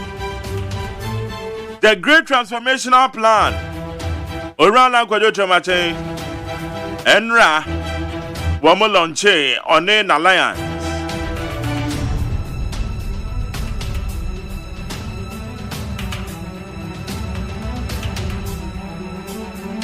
Na Dr. Abu Sakara nene na midi kambo na ansa wote Orana Kwadwo Kyerematen. I say they have to stop the hate. It's a normal what the Great Transformational Plan mo.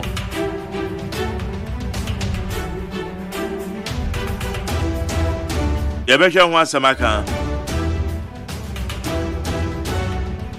Dr. Mahmoud Baumia wo UK.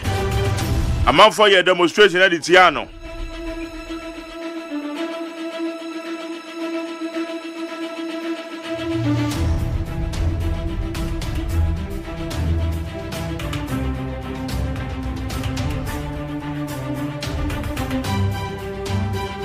And what children so no a year Attorney General. And also Kwako Kasa.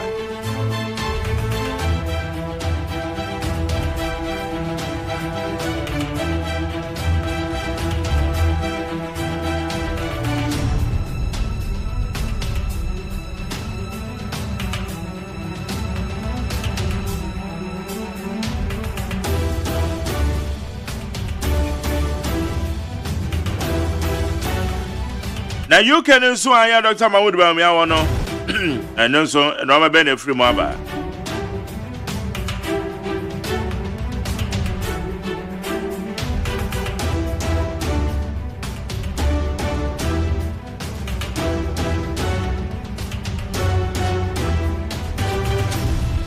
It's also a common aye bedi. Na chale obia send me video bia just say a free tamale radio station to say ya your friend Eagle FM.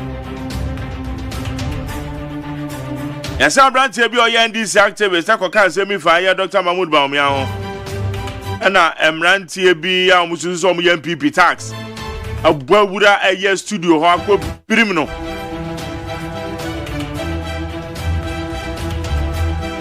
Wama kwa akọ pirim ne pa. That same crisis MC na ye can. Obi kan za na ne ya adua na ogbo radio station. And the center to kwase mbu so ana no different.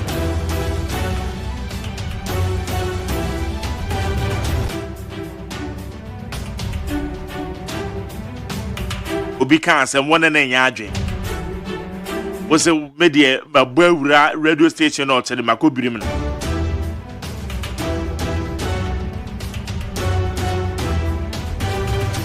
When an yardin was say on the medidin at him.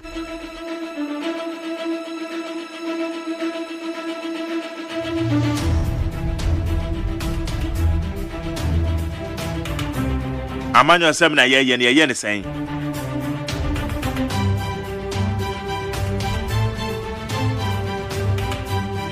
Amanya seminar yen saying.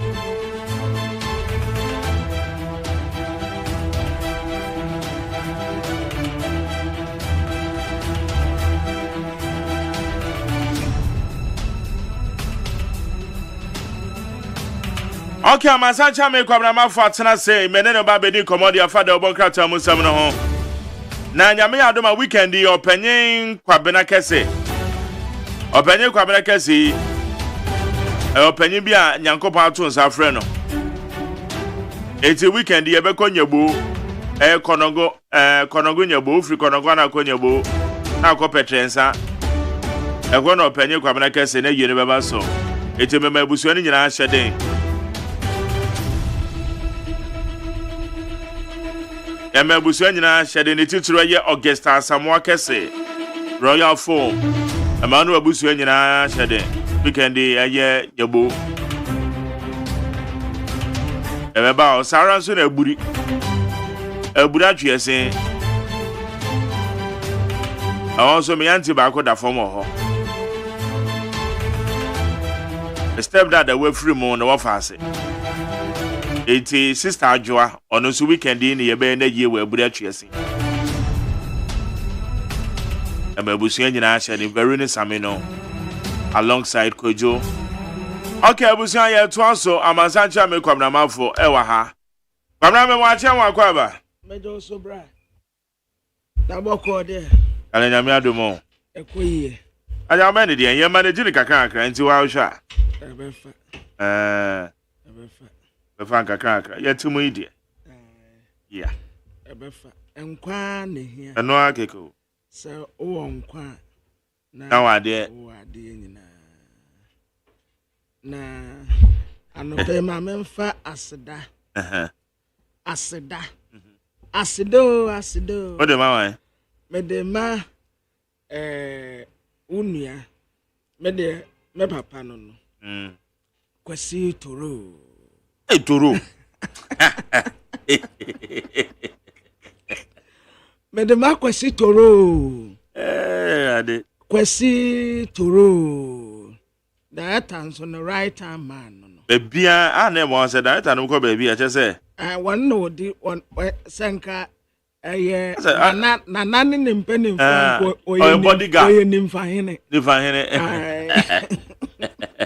oye nimfa hene toro ada na wasa bro watch ni bi ma na sa ayi no dia odi aba no ho se me set up down empaboa no ba watch a ohumi a obetwam eza awunhume oh this one woman Sir Jemfi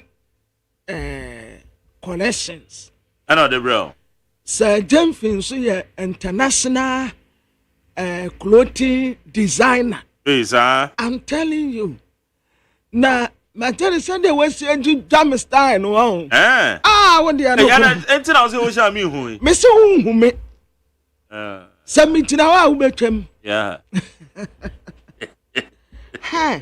Sir Jemfi Sir Jemfi clothings Morgan's clothings no one waka Sir Jemfi clothings ana wa manage die na wa hu me kura hu me na what no hu sa ye monitor samudie ya wo ba no wa bie David ye cut to say cut na lock wow me an tita me am da me sound me say say ka na bie what does that digital watch pal kwasi toro ala ka chen say me watch me so omrem me ka na wo nsaso omrem sawe sawe de second wo ye ni pakese wow sa watch no me onza enya me say oh eso enko oli say me ana me bo watch ta na me sisi ye me ani tina me bo watch Uba watch chana na me sisi ye me bo watch we ya it's ba bro so about 6 hours sisi ya do ko sunsum so me nim de eti me bo watch na me sisi ye me ya sisi ya do ko sunsum but na wo mo ka say be sisi gina say it say dey just say me sisi no say yes ye nsa no wani wom uti ubi bia enti say me ha no eye me sisi sana doctor bi ye kire me ne mentida o mo say yensa no yensam ni sei no wani ewo ho baabi wo ha ebeka na weni yeso we na first wo bi nsa wanani ane yeso wo ye baifuoi ane asa na nipa nya bayi ewa dada eti Chinese for no wo machine bi asa wo do sato so a eridi wo nsama eti bi kire baabi a problem wo ewo nipadua ne mo na sa we dia ne yenim ne dada because na menti ase say me so na me shada steady o me nya time pa tina ya wo ka say obi de nsa ebo nsa na so ka say wo do nsa abo mani a wo say wo ye be fu wo da na ni tuatua na tuan nsa oh sa na nye be yes sa na nsa na tie eti o say am say me sisi no ehye me left hand no wrist no so and ti na bi am water and na teso obi peso obu system no aso be so yes anka wakum so anyway yeah kwabra yeah no monsa na ye fa adwene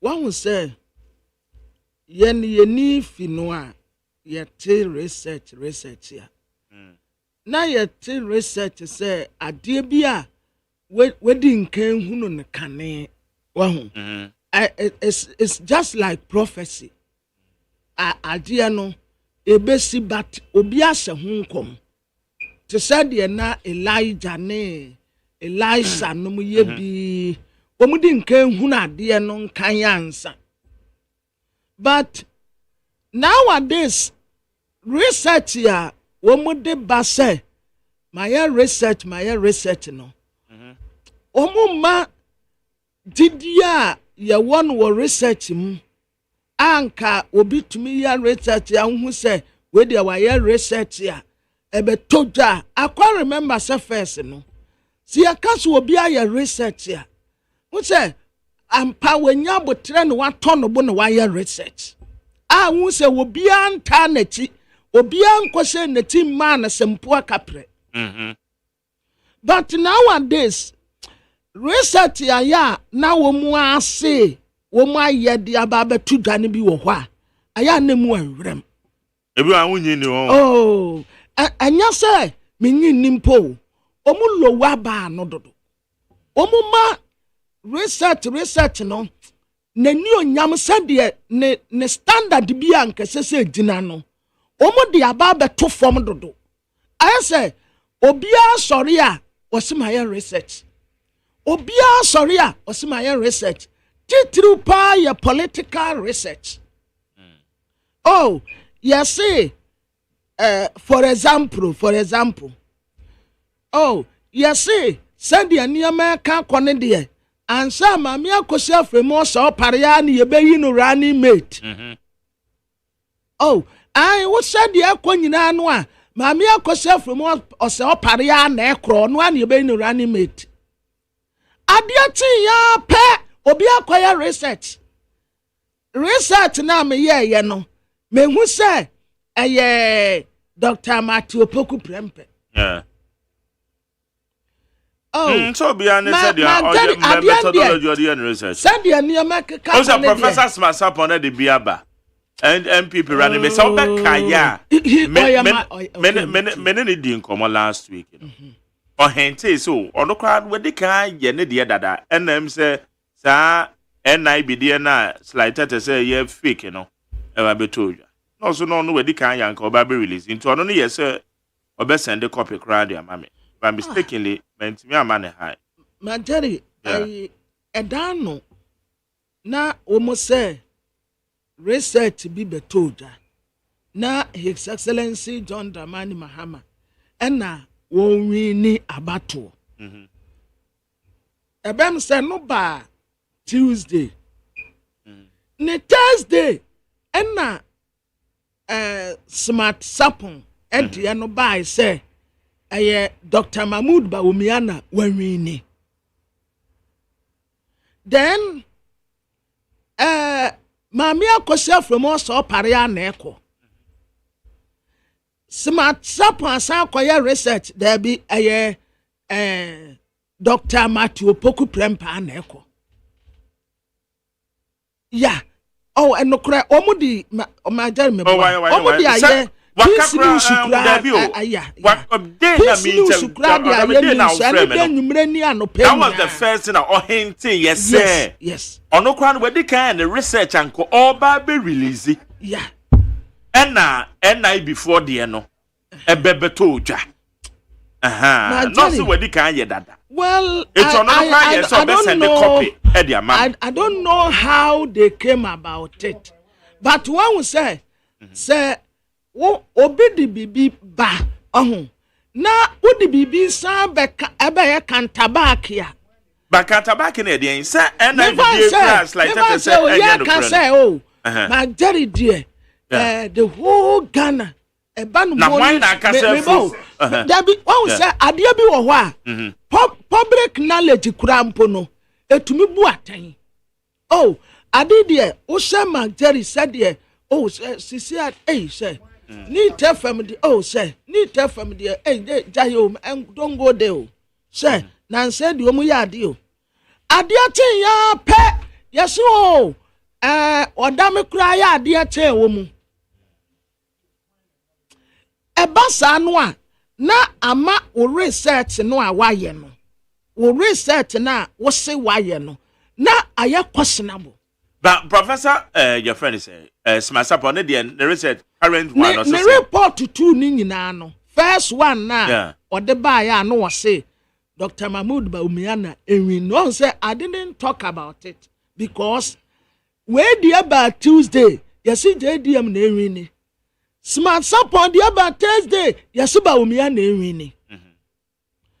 Mammy, of course, from us or Paria Necro. I don't know why Neka. And someone there's any research and someone I want of one but then you're purely research and you're just a public opinion. Good now Quincy Dr. Smart Sapon sa kwaya research na research no Dr. Matthew Poku Prempen lead Ebasa na I start out you. But you what's say? Yeah, mama from more Paris I can answer. Obian your research say we could decline in terms of the selection of the running mate. Yeah. But what you say? Yeah, Dr. Matthew Poko Prempena NIB. The supposed NIB report to the project NIB report like that say you know NIB report no krano. One will say, my dear, and no ya a cofa in Sambano. NIB report no. Yakura yen hubi. Yakura yen kaibi. And a deputy information minister say, and you're correct. That's all. So, well, from that research, it's and one more they good. That after that research, no, yabaguno. Yabagua. Ankosi agano me fan say sa research no a ya to ahye ballem no ni 2 days later na Dr. Smasapo Professor Smasapo media oya me body pa but me to me bisa no questions wo sa research no okay o da me bit my friend but and na make say research na nyese ade be to dwana na oba already me friend no okan say woma ye research bi awie but nanka womo ba be release na say na be dey kra no and it's questionable sir yes we questionable ade na man questionable ade na because the sequence ya ade no edidi suo no eya me style bi I still so what me to say me say papa ya dikan ahente. Oh, sir. My daddy, me a mechanic. Inti me wa me field. Sir bano fitted to me moi. Fabo joint ne brake bands. No ne gearbox ni engine. And you don't go there. Me juma no. And a bano research ya. Me ye. But sa waba unkwa nyada. Na se yen to me nka. Enchira ntiri mu dia na ye betumi aka because research ni bi wo ho a mo sade nanka ye ti research ya emu adu ye ti ye say oh research aba research aba research no was say oh research ni say no work ane mu mi anyira ye na wo say research ba research ni mu adu research ni carry weight research ni ye authentic emu adu pa but sisia research ni de wo mama ni mu aye hadodo wo mo lo wada ba wo mama ni mu aye hadodo umama ni mu aya hadodo okọ he obisa ahwan but I said I say America my sending message because on fa copy in brem ofa hemfa wanum no wonu mu bisa ye sisie e kamia say me anko me ampo next week me so me release me research wahu ani asese na sa research no kura nya ya emu aha say di ani ase ne ye nyina e be ye bi okay all right how you need 100 points na make sure the copy be send it or the send it na me hu di my research no mu enye du kakra that research ya e be to wa bam na ehome my research no mu nye du ni kwan say ye light asa kwabena ade copy no wunya bi nkan me mom de me ni ye mom me na me aso pomini adaje a me de be ye but wunya adaje koye ba ni e be ka ho asem me pe copy no nti ma send the message me pe so ma me copy na me say or the other time okay pass be send me copy but me na me ya so de ne net sanka na immediately na me send the message because I say me man high so wunya no abisa no the sample size the sample size of the research and the methodology yes and error margin of error and our research use unim yes so unim indicators I move bisa questions ya meti yeah there's them at peacefmonline.com citynewsroom.com myjoyline.com check out ghana.com star fmgh o madaro ma yede abe fon teta o mane so no yede sema hodo e de bra we need 100.9 Babylon say NDC can no longer campaign on economy. We've done better. Finance Minister Dr. Mohammed Amin Adam is confident that the government has outperformed the opposition National Democratic Congress on economic metrics. According to him, the performance of the New Patriotic Party on the economy leaves nothing for the NDC to trumpet in their campaign ahead of the 2024 elections. Abusiafo nipa okase yesoafo a wo hye oman sikasem so. Your friend no Dr. Mohammed Amin Adam and what say NDC for nsem nyina ka wo mutirim sisi a obi ani asem ka kire say economy no what the outcome no said the economy no aye sisi e etire yi pa anti NDC for there wo mu campaign message nyina atonsuom na dok no ono wati kuro yim ona finance minister economy no ayeye okay yeah toss na me fa ye di on so Tamale High Court in Jan Kabiru Mahama agwamrani no okay no yeah we na we one more eco contest here Ajia Laraba on SMBP oh okay it was it MPP one parliamentary primaries in Assembly okay also Tamale High Court in Jan Kabiru Mahama from holding himself as MPP candidate for Wale. The Tamale High Court has placed an injunction on Dr. Mahama Tia Kabiru, restraining from holding himself as the elected parliamentary candidate of the New Patriotic Party for the Wale constituency in the Northeast region. The ruling delivered on Monday, June 24 by Justice Richard Kojapau follows a challenge to the election results by the incumbent member of Parliament, Haji Al-Araba Zuwiratu. Haji Al-Araba Zuwiratu. Okay, Gwamna. Yeah. Abusiafo ayi Tamale High Court ekwa asetna na ode wo hye ato Dr. Mahama Tia Kabiru so se mema omfre no ho se ono ene wo ye parliamentary candidate ayeyi no ewo saa empesua no so ho na empesua ye ka ho asem yi ɛyɛ wareware constituency ɛwɔ North East region.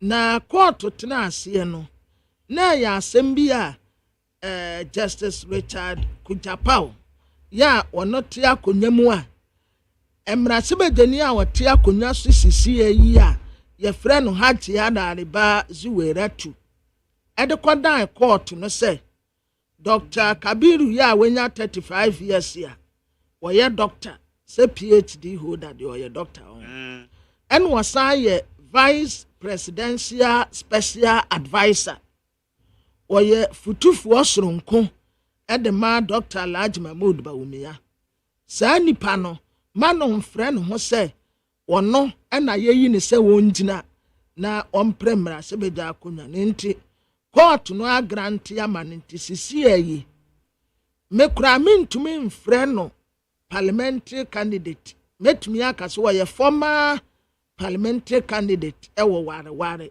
esan sɛ court de wɔhyɛ ato no so. Okay. Nti former parliamentary candidate Dr. Mohammed Tia Kabiru ya oye Dr. Alhaji Mahmood Bawumia ne special advisor no onye parliamentary candidate bio.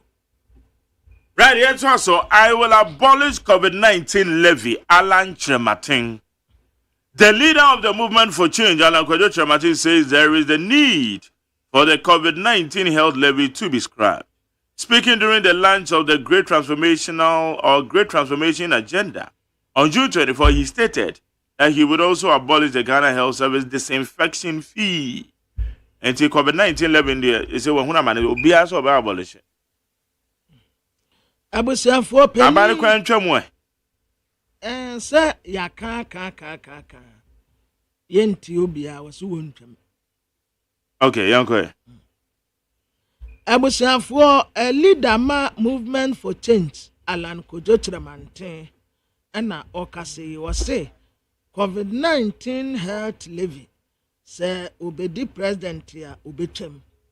Na wɔde asɛm to dwa wɔ abra na ɔpa ho ntoma. Yɛfrɛ bibi Great Transformational Agenda ya ɔde bɛsesa Ghana sɛbrɛ.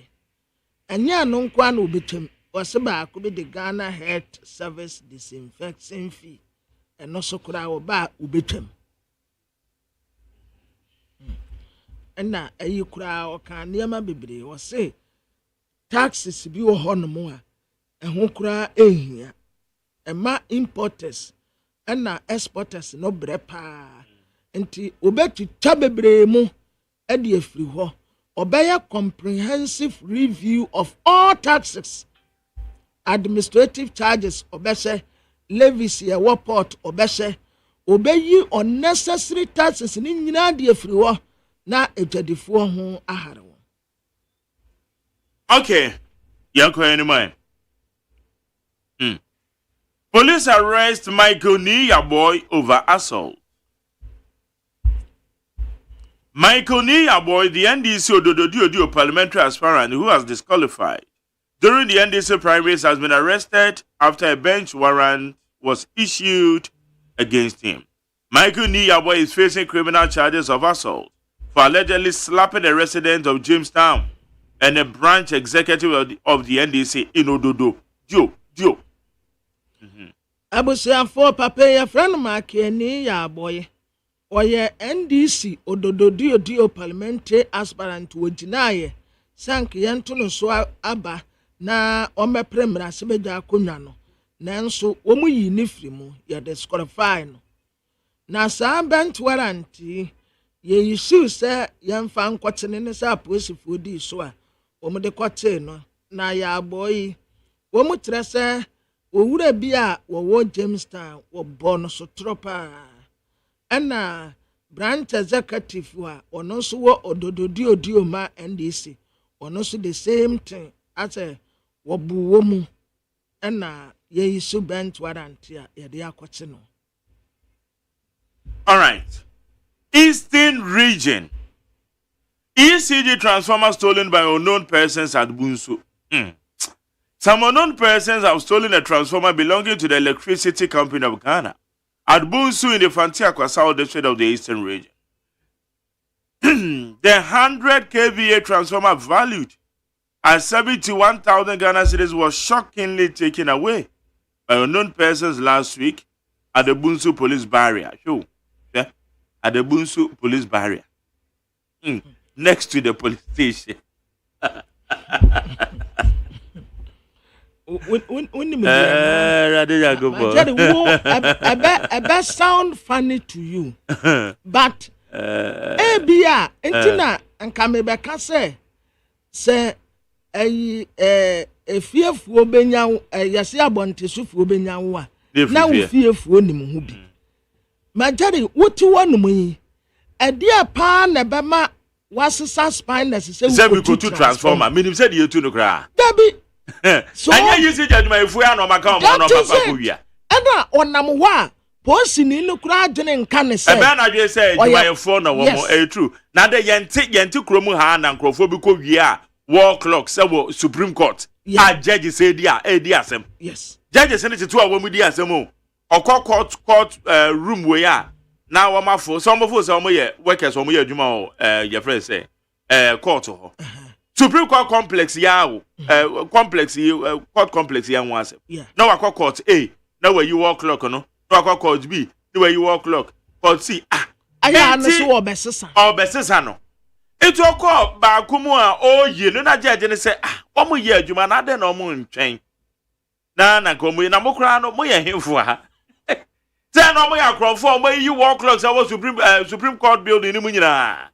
Eti I just say ya mom kwa do cry wa you try sentence at the mom remind wow okay say omuwie poku asinta yeah intaje na manfo bi da de no a ya de ade ban say ka bi emu mfa so nkosha amono onim say omu tutu ni nyina filtre kositire eyi firi ho ewia de koye because aya na mitidi say ebeye workers no a Etumayefo ni bi ya misusu so munim ho bi krono bobi aniwa ebekọ so a and see the transformation bunsu junction we say esiben police station na transformers ni mu emuduro no esiben police station ebuhia se ka ya wo mo de left no amen yeah aya na left and so no unya se ka se ni bi ansa wo de apagya de sike yeah ansa kra na kanea no egwo mu ne besi de na kanea nam transformer ni mu no mo betimi ayiyi disconnect cables na free no makukuru transformer nako eti we de masa wo mu nim ho bi wo mu ICG fo no a wakasi ni binom na ya wo mu ya saade ya ne yesi akromfo ne yesi na kromfo pa se wasoni afrifie so wokowia transformer na wono anim how are disconnect power no kura afrim kwamna we ye kan le ICG fo asem no na say ICG no ma bi because wanya papa e say e catch wrong when me say one mobility system say asesa wama use to your friend say post paid meters no say ECG billing system asesa one say one bema estimate 80 quarter no so until January February March and January one bema estimated bill February estimated bill March no one the actual bill na ba nti edu January na yes say we dey pesika ni bi ko tua February no pesika ni bi akwa kotua March no na actual bill nti dia watuatua na aboro so na just one dey accredit tam moro so so anwa akwa kotua bi account basa what sort of behavior usage na say do ye usage na nyo eno me koso usage wo no we are telling them ye na for ye adwuma wo ho e very bad hwe enra me yanam za na ade ma me kona me kwaje statement na me kwaje ye no wo hwe ye fa ne say January bill no appear twice January bill no baako 1,400 baako eno no ye on the 8th of January na 8th of January so some ma bills na mo de ma ending of the month and at 31st January na ya 1,200 and I'm afraid ECG for they were unable to explain this to me. Mo customer service line na mo dey talk say customer line na mo say em friend no. Me friend no abaya no make us say no. When to me tiasie nyese on adena ubisa no on tiasie. A statement no so good me o. Electricity Company of Ghana, you should come out and explain certain things to customers. And I'm out for you, especially when you postpaid, you know. One more to your bills and a sign to ultimate to your man and boroso. We name bill pot, yes, would you? We'll be saying, one say estimated figures. And there are different estimated figures. One require readings, and they require most of my digital. Now, with the digital space, you know, postpaid in our configure the app on the sono, and yeah, Juma, and can require the need to be releasing bills in the back. Why would to me, yeah, we're releasing, and your friends say, we're releasing with bill no from there. App says, oh, the bill doesn't exist. Yes. At the end, so what is really happening? First, now I want to me talk credit no war, Momo. So now the good, Sisi, I want to mean to Yana Sacrabio. And now ECG office here, a CCC. Achemota mo nchen hone de St. John's wono ma jade wo kwa hono se wo kwa akotua belia wo mo su wo mo system no wa down enya system na wa down o enyi wo mo na jeje bill no ya se wo mo abonkofo bi pa ena sa nkofo ne na jeje bills no samom yes into wo kwa se wo kotua bia ya se kwo ebia blekuma udru wono a yes fatu momo account ansa na wa transfer the akoba bia omu be sa kire wo na ade aduma na mototo no basabasa say well they are okay they minimum because run yetimi ye payment was St. John's oh it na bia I don't know who says sense meters na crowd also aha na kwamna kwa asem bia ECG customer care na me friend no bisa me friend na me say mama me your friend is me meter according statement months ni be a double major statement from last year July ABC a year this year March September a double with different figures October a double November a double different figures December a double a year July August and a pair and a single bills a double a March and a January a single March and so a double. Na baby san so check mama no o say me meter no assembly for the ni bia na ECG for the tale afa me gina phone so a asa ECG no ma na kwaso no tan yo e no ma na kwaso ECG wono Electricity Company of Ghana no ma na kwaso na tan eti papa na friends and do big there do big man massa be ma ho so na wo ya bibi wo ha ya na what is that sir omo pese omo ye ni say me we ni ye assembly meter na say electricity na we say me rade nyakopo Charlie this country pa to the bia na ye di agropa ye ti bi di agrosa na as o man ye ti mu no as ye ni kendifo wo man ni mo easy and then ECG me say mobile system e get time e get portal e useless billing amoyawo. What is that? Who are those people in charge? And nobody seems to talk to any customer. Obia fanchire mu ma. Eti wuni pa no ho an akoto atwa ne sa na akọ. Makọ fa meters bia ba begu a yesi ebi di nwan come mo say nwan say meters ibi. Meters ni bi wo ha. What credit go so a? They see ahwe wo kra wo mu de etie. Meters a ye gogu Ghana ha. Electricity meters. Nenya mama say be free ECG no baby say assembly meters and I say ECG for there. Now you're lacking as some say me catch but then you on the fault. It's na me catch the crown and win here. The win here. E see then na mafre ECG. Na meter bomb was say assembly meters ni bia na. So can't we synchronize? Say assembly to me koto assembly member be to me ekono wakwa koji meters. MPB sorry no switch meters. We estimate no be sorry yes contractor be on also or bomb meters. It meters our system name ayam wenyan. Electricity meters are our system ayam wenyan. Na adano kra me why me nim say bam say vice president kura nana ono so ka say ne dia kura baby ana otua 2000 no isi otua 20000 baby ananka otua 2000 otua 20000 na bisa ne say na ketua yesen ono na ketua yesen ya light ya dia otua 2000 no obetua 20000 na be ka say no wodi bia ba akohoma na ne fie wona ya factory ECG pan. Tale one billing system no mo bibi on be ya found mo yan found. Eguse. One mo yan found because and no maybe a cause ECG hono. And my jelly. And that one kwanko bisa unhu. Obene na nam ho saa. Se wan gura mu se wo kwako bisa no maybe mu a. What is really going on? Ejuma for the crowd one am I confused? I'm telling you. Yes. Ejuma for where you see you are confused. One man can nim what is really going on. Yeah. Magdani. Yeah. Yenia ye ensam kyerefo no wo ho. Aniama bi wo ho no mu a aya yemfa ya no ntumu bi. Se abai bia ba konya so a wo ho. I think unusu technocratia omu knowledge about eniema efa saa bia no a omu wo no ho. Nanka ebetumi a sa political appointment no omu mfanto nchen nipa no wo nimdie ne food nie emfa wo se nipa ne ye NDC ni anaso wo ye MPP ni anase amanyoku okura nipa no wo.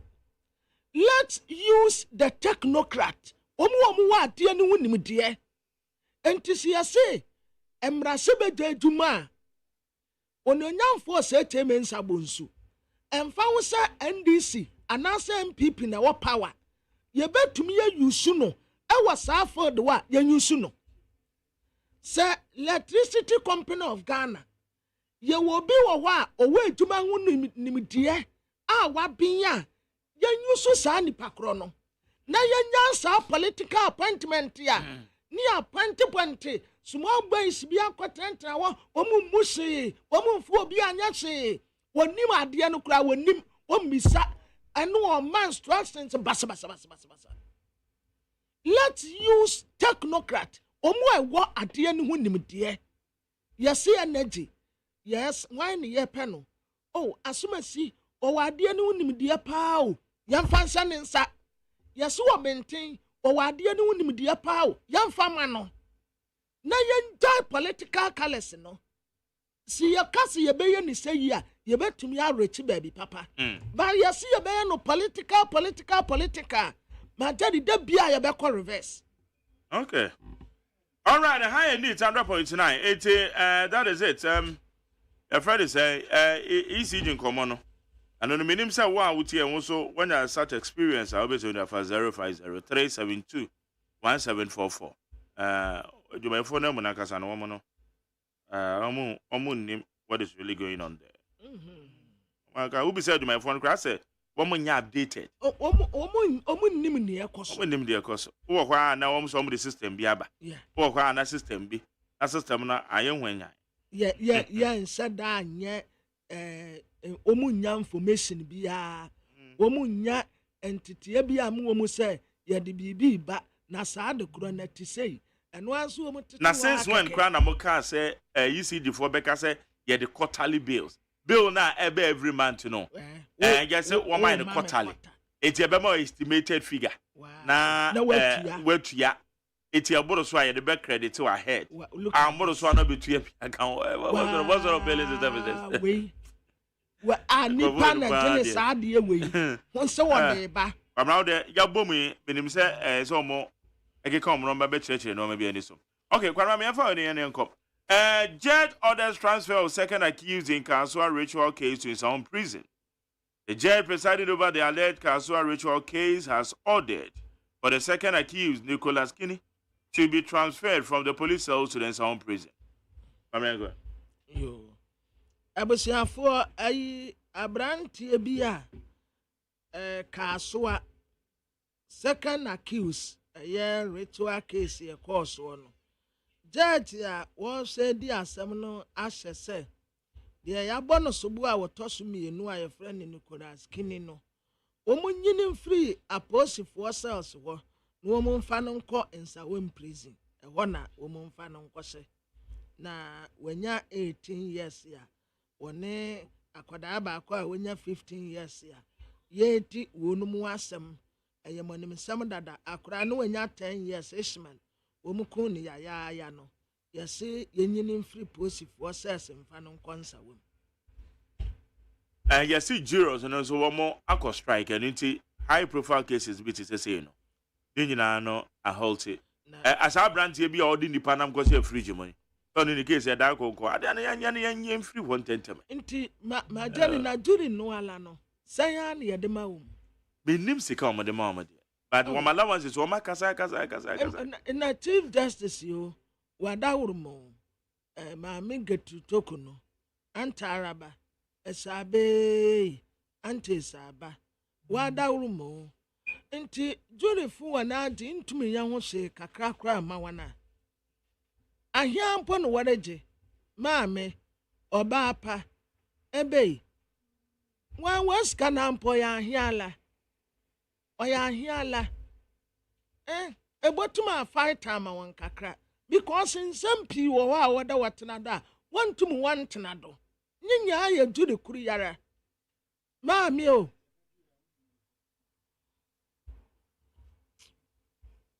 okay enti one strike no affect your cases especially the high profile cases including Zabranti and all the Nipanam Goje free Germany are there Miko Namza it's a case that's Abranti Azuna Moza.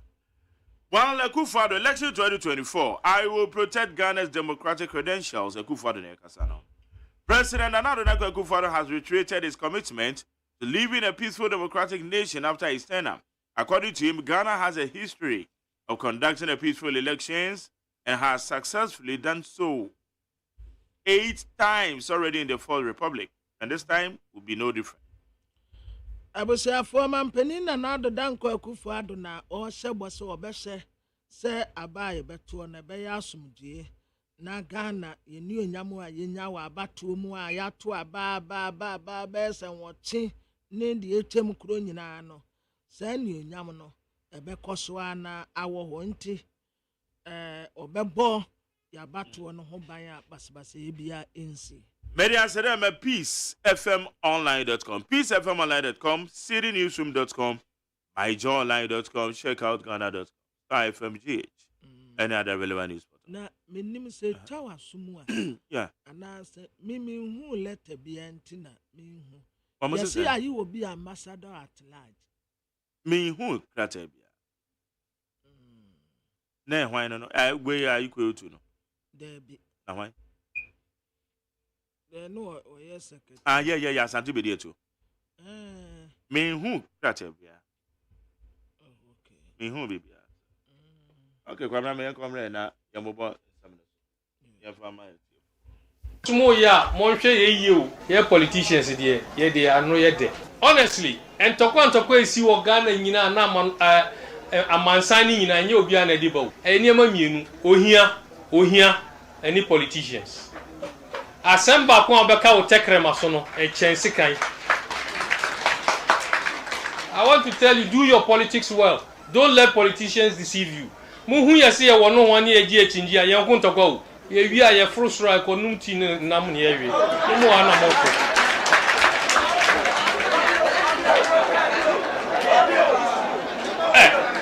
me catch them on okware.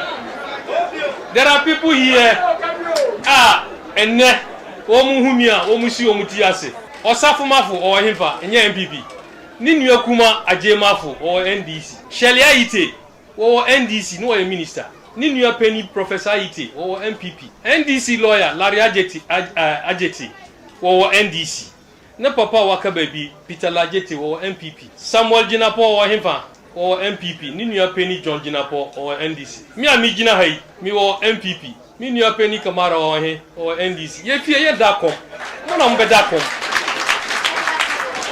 mi matina mi gina o mi ka kire mo anoko mi hu opposition da o. Me party dia wa opposition, but me kasa me ko opposition. Look, omu neti wono. Look, me hu opposition da. Me party MPP a opposition, but me dia me ko opposition. Because NDC wo power me didi. Kamara me ko no homa mi score be ma me. Enne me wo party me wo power, bibi hia na obe frɛ me. Ye kasa da na ma hu opposition no. Enti mondwin my party and my content. That's the only thing. Ghana Montie, Ghana Montie, Ghana Montie. Ghana Montie. Okay, Ghana Montie so near when it's 100.9 you go so I get in Samakodo bro solid interviews yana ni apeno so yere beto also del bon krata mo sam ne mbomwuram kwabana boboso famati for the uncle abusiafo yasama muate ema muakwa aba aha you need 100.9 na del bon krata me de ema muakwa aba no eye daily graphic ya wode sikasam so for Dr. Muhammad Amin Adam ne space no a wode kan sika no ehye no na wode da ha sei space de ansa na bese no wahuni sika o yeyi a yemfa ma ebrai no wono so nsebi ehuni sika papa wase Eurobond holders no womunde $4.7 billion ena womunde ba for ye na sika no nso ebeba afei economy no nso yaso wotan okodu anu we in America womu pa titru pa ndisifo womanum asem aka womanum omaye speechless womuntumi nkasa bio na first ya ena economy sisi amunse economy na aye kama sade munim no bibia ye fan na we ya abakosem a ebi nsi da se overload ya wowo gonja ebekodabon debi nsi kurada enti ya gbanwura swale ya wodi kan onu wogina me nsabe nkum suwe en woni overload wa woni ye overload wa wowo gonja ena ya na Abubakar ya wotosumienu enso wa me right ya onu wadabon na we ya abakosem a wo maka bom esra sumdie se impuntu ebeba movement for change ononyamfo Alan Kojo Kyerematen andra opa hontuma wose ye frano transformational agenda into a great transformational plan eniema ode besesa Ghana ye sebre bebi a yetimu de enye kra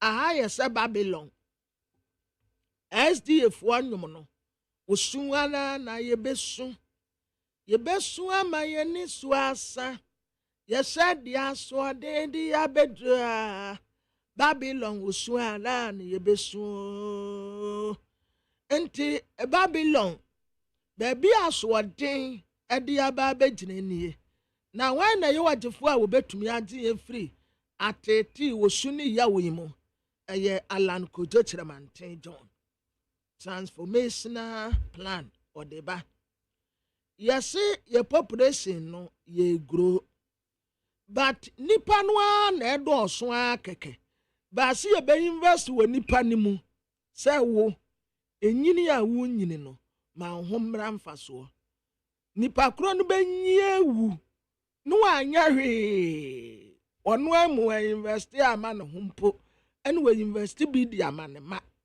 enti enya se ye wa keke ye wo no ye nya investment we nipa ne mu na nipa no wo mbra mfaso ma wo man no ni we die wo ye wo no a wo baaye wonemu a kosisi abetisu obewuo no okọ ni enyina akwa no owo mpaso na mewuada ni akwa akọpe no krabia ne ho amamfaso bia minwa ya sa bono ho ka no asa wuo na papa ni din doso Right Reverend Dr. Lieutenant Colonel Bliss Divine Agbeku ono na okatre asofo no titiro asofo se na asumasi na mehu se obenti awini mehu se asumasi edi nkunim sofo de yese ka asempa ebetumi aboa na ebia oman titire enioma bi nkoye ya mudem anu atum na mo aka de atenentene samo na mo yetene na sofo abeka na awurade ayi atre me se asumasi ansa kura batuo no news no wawu wabenten ansa kura nya dabi o say asofo enye saade no moya sa mode basabasa ye beba oman no mu enti monhye na ya batuo no nani onyam enkoso nyina afa asofo no enipa bebre ahyamase asofo no krampo mema no mpo de ayenta anya saade no emma no ye yire no no daddy o mo fra asofo no daddy no o ma fra ye Kofi papa na ya papa ko bi wo but wo mu asofo de daddy obi kura de ne sofo picture ato ahwehwem ena ni kuru picture o de agodo yin ni kuru picture mpo won meanwhile so it's possible kura say ni kunu mpo betumi aye pani aten sofo no but ofre sofo ne daddy ebi kura oba no kura aye pani mpo ten sofo no it's possible no ofre no daddy obedu fia abaye sofo ne kasa no daddy omo kasa nso asedi omo koto no wakoto na one sofo akasa kama obedu fia ene edia wo kira wo dodo wontumi nkwafu ani ani mesi woni munni asasa wada sankofo no edia ben ma ye tuma ma bre adai onya aduane nti fie waso wokọ mmekuo onya se kura fie siesie kura wase wajai ene urade ajuba na hwe na ode akoso yasi anopa no no obekasa akyere mmekuo enti no wagya ne fie adwuma nyina agu ho no wokọ kape wotan nyame ade na anopa wokọ mmekuo akọkyerɛkyerɛ wobɛyɛ no wosi akwan wobɛyɛ ni satan yenya de ehianse aye de afata na anopa mete se ma jare buboso emma ne mema asetrampa formula bi anim asomdue beba emma no mu kunu num ne tesa mu ma o ukunu ye ukunu enya wo ba eno wa bete ne se da ha sore kwa ha bra ha dabi wo ya sade asomdue mada because wanya wo ba enya na obetre no baby a won kro ne baby a ma ne nkro ne baby a wonya ne baby a ma ne nye no wanyini wono abetumi adwene ama no ho na nkwa ha entia we enkasa we enye sei memfa we ntu ha me te obi a wanyina duru sei wona abetre no baby a wo tiri ka wonfa na African leaders yo na ye tu omufuo sei sa SDG ye betumi edru hu 2030 yanyere ye ho na ebeye maame esla osu ekofu na wono kra no woka running mate fo no ho but omu drop in sisi e wo ye foundation sisi a wo ye foundation na foundation no on the empower youth to omuye ma ewo ICT information communication technology ade na ye tretre mo no yese momfa meye aduma na mfa so mra so momfa meye hukapo amfa meye hukap na ade ne betumi atre the location baby a wogina na ayi dabi eno de anya de papa nti momfa anya yi na mfa so mra mo so na MTN FA Cup omo boy insu atremanu a wini ye no onya 180 Ghana cedis 1.8 Ghana football de maguno papa esi ani anuanyam bio Ghana football na mo anso nya de mu behunie samusimo peket okreku mo a mo behu ni say yes football no next time mo peni a mo begene bag na wo feel say oya joje free here mwana Ghana football no won koso anu won say no te said ogusu a wo say no won na delegate bokrata nanim ha Godfrey de bu adame en wo se NDC amanyokro entro na ada wagadre ya na nkom de to so nyina no awurade ayi na firi mu sɛ anya so ɔyɛ attorney general pa nka ndc fo ayɛ ne defedefedefedefede sɛ anya so ɔyɛ attorney general a wɔyɛ no kuradifo a nka ndc fo ayɛ no defedefe 2024 elections mampanin na adeda nkɔ akufo ado ɛna yɛde ne mfoni abɛtoa ade a yɛfrɛ no vigilantism si yɛba abɛto aba na nipa bi akɔsesɛ ntaadeɛ ɛde max yɛase wɔ manim na me kora abatoɔ no kora yɛbɛtoɔ no sɛ woyɛ police ni anaasɛ woyɛ na wokɔhyɛ mask why are you wearing mask for what okay who are you hiding from Pamela, me akwa amane so na honorable Richard Champo. In fact, a member of the finance committee. Bia is Machine Bejani. Who's a finance minister say economy in the say this year nya don beti me. Oh yeah, economy na ye. Enie. Aye. Okay, honorable Mache. Just a minute. Ya to ka cho den say. Na me adom me ho ye pa. O constituency no mo te say. Den e go so. Na me adom bibia de danako. Aho chere ni ohia ne nkwankọ ene kwa amafo. But it's my time when film or chair cap assuming no idea. The Akani say a bomb pine and overshare so. Now 7 December no. It's my communal labor. Me two about 4 way FSO. Me dear Jomama Abba, or then she said Papa, Abba to a come.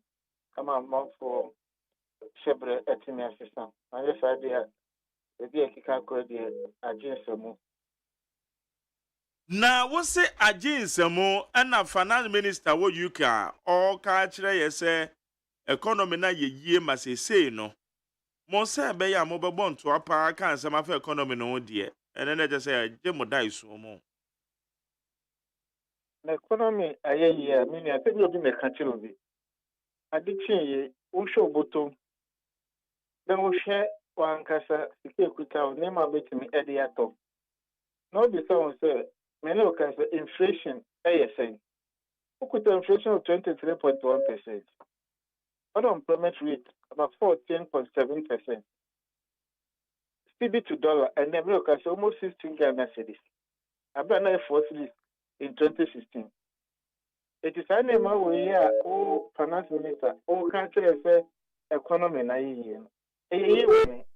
What the amount for bondholders? Continent here into a coin restructuring of $13.1 billion. Ah, so 2026, and I will be can I brass after now particular nearby. It would two cash da. Then I chance I'm economy. Now, by the catch, say, on all musical local financial sector, no. Who are located, and yet what you pull, who are located 1.5 billion.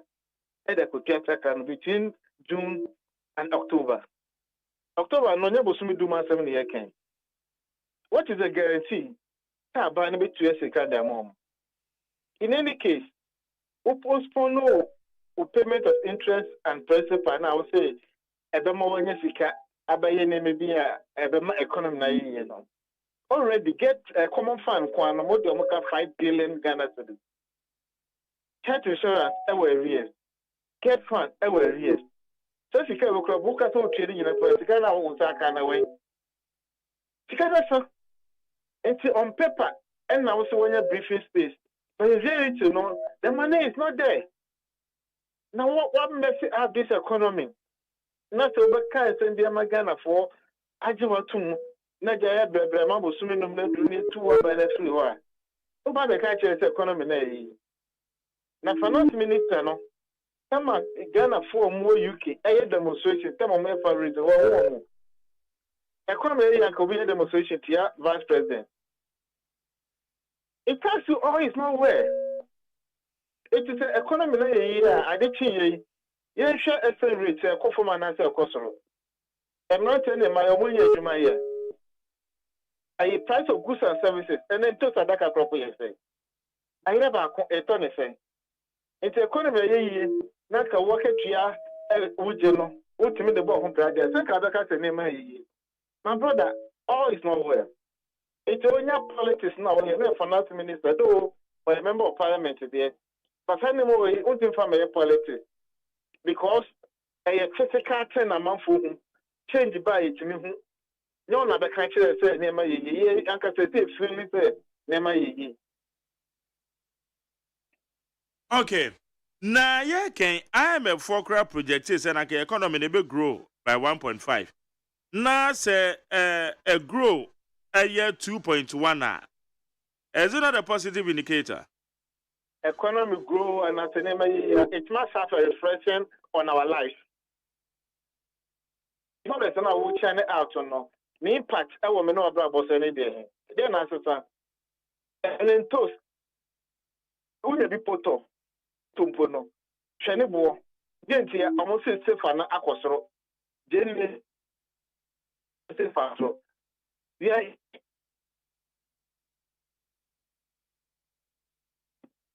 And we import a food stamp and from Ghana. Ukraine now. Russia for trash almost no more more than 2 years in it. How much it's your mono? Who free a year Ghana have for a second 1 year. What for Praquota Ukraine president or Conto enemy said, or no more than any. It isn't a shame. So I said embarrassment. Forest never take 1 year. Ukraine na ya bono antokwa afro no a o oje no hwanye no on na akwa kosere dwa na fere no bi bia ma wa se eja bon kro no ti na ma ye na ma first lady ane no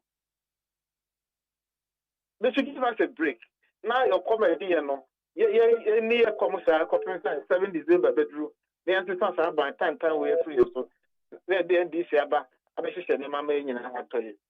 Inflation about form no nyina no and you through reflection in our pocket, right? Inflation fee 24 by 23 and how many months in it? One will say a call from you. Nana you're saying, and then this is not you're saying, and then you're saying, obey our book car, no catches a mint to mint ya make car. No restructure the debt. Emma man for a haircut. Governor, yes, sir.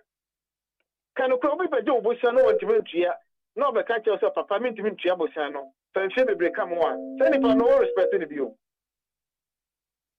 Coco Bank or Jibusia, no one Timintia, a flago. We are useless. Into Costa Quajibusa Bank can a farm out. It's a major case when the person celebrity for being competency. Any more as a man. Some of the coming to me here, it's a mentiment here cano, in Framafano, when you take up the yard for and the more as a Macufardo. What kind of arrangement is this? Let me move on in some manner. A good one, master, a gun and cut upon the master. Say, what do we do? What you said here, a normal queen. The exchange rate, I just say both the macro and micro indicators. What do we do? What we can do, not as simple. We have an option come December 7th to change this administration. As simple as that. There is certain the Ghana we want so that all of us will come together, put our heads together, and develop this nation again. That's the only option I want. You want me to treat you, you want me to treat you. Ballot box on the very effective this change. And the like your mama near this abba. Yeah, you be paying. And see, you can't say, there's no doubt about it. All right. Now, what shall the business community? Also, one more air kasa, especially a normal year crowded by the exchange rate, the leveler air corner. And no. How is it really affecting us? Especially, said the year can say economy the advance of Bejo Butumu, now said the normal air cosy. Effects, no, and prices of goods and services are increasing astronomically, no. Because businessman, I don't know who increases taxes. Western rate no is so bad. That's a caneno or pay $10,000. And not 300,000. And at the same $10,000, so here 160,000. Can we never pass it on? To you and I. the consumer. The businessman will never absorb cost. We increase the price of goods and services, and there are certain commodities without it, you can't live. Then I want to toss idea, no. It will see now card better sign a man 3 times, no, and not the better one. It's about consumers, and I'm more here at the crew, no. Now, this assembly is in the MOI, OSEI. The whole of 2023, the common fund, one city poor abandoned to let alone 2024. It's a month for assembly, so some Sunday at Juma. Because a common fund about 5 billion Ghana cedis. Now, second when you go so, one of the soon to mean to your mocha. A month for local financial institutions. Now, when you know, what I can say, economy year, another year. It will be a qualification culture in the best of fees, no. Oh, many sick, I talk about some years as the Romano. That's also true, anyway, so many are high. The Akakusini in an say, Neman Koyi, and what kind of crunch, you know. You do kind of come and say, Doom so no, we will nip on the sumo. It when they say you saw Waka, Tama number for one who did 2015, 2016, and Cassatian this year, I am a mono. You move up times 4 near Comus here, but people are not speaking against it. I'm just a bit this for Quantoka. You come market to one name of Bocosuna, and yet this from Quanecoto. You know, that's why 2 million yeto. Electricity bills are called Australian, it is the effect is on all of us. And your NDC, affiliating corner, fighting then, and the must of this hardship.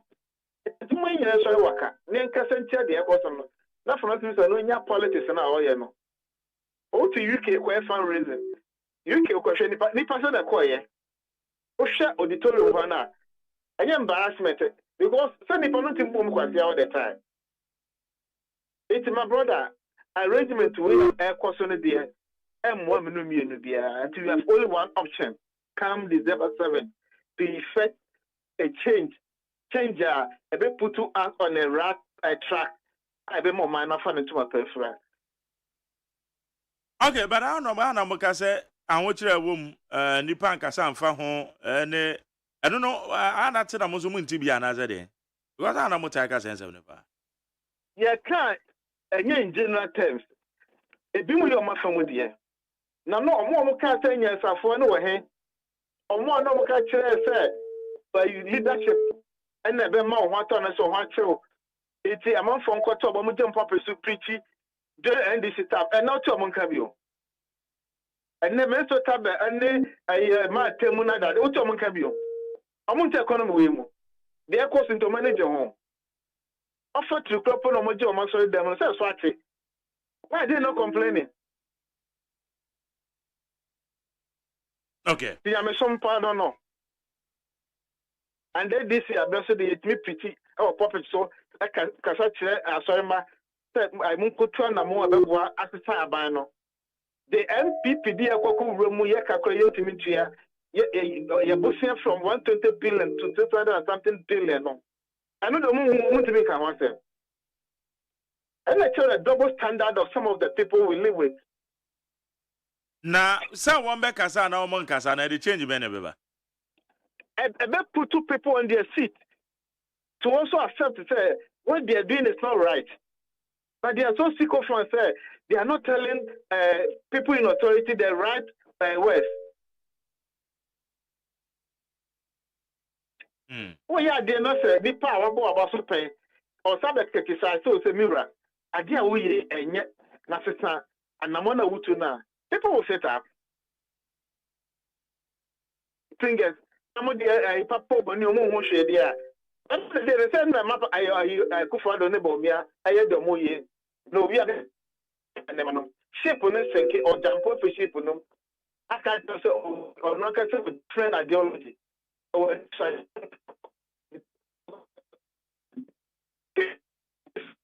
Honorable, I'm losing you. What you that? I feel the man, yeah. It's a missile, me, I'm not no much for the second. Oh, I can't meet. Never level. Somebody who's in charge of the economic management team. lectures upon lectures papa we my kroma say when to me anya hwe and the year calculate 600 billion plus show inflation wo show estimate baby wo you know so ashamed and you've come back to us a year some 50 amount who would do that Nana do da kwaku fado da say eye wo mo a wo mo ho kan ye ewo eye your friend is saying banking sector no the collapse of certain banks no 1.5 billion yen ne yen to amka do ya na tie say nya de be so de but saying that the amount is it a step in the right direction being na tourist because you can one community ni na wa be for mom but see from June to October and no much say sikano a chance of papa no kind of crash no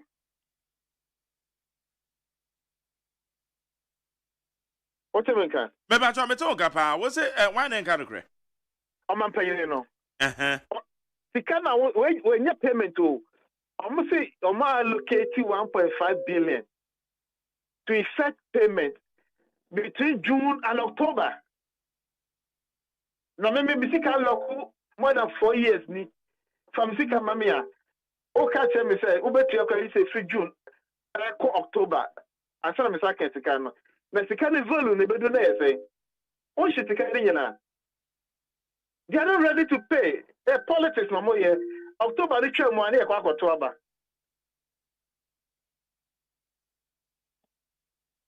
Okay. Enti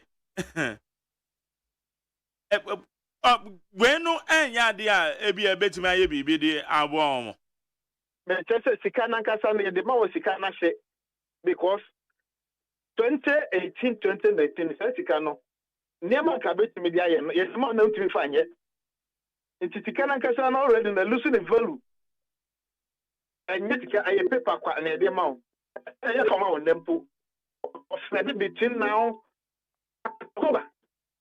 Can I correct? Wait payment. Also, I can't take the first take my year. You know, usual politics.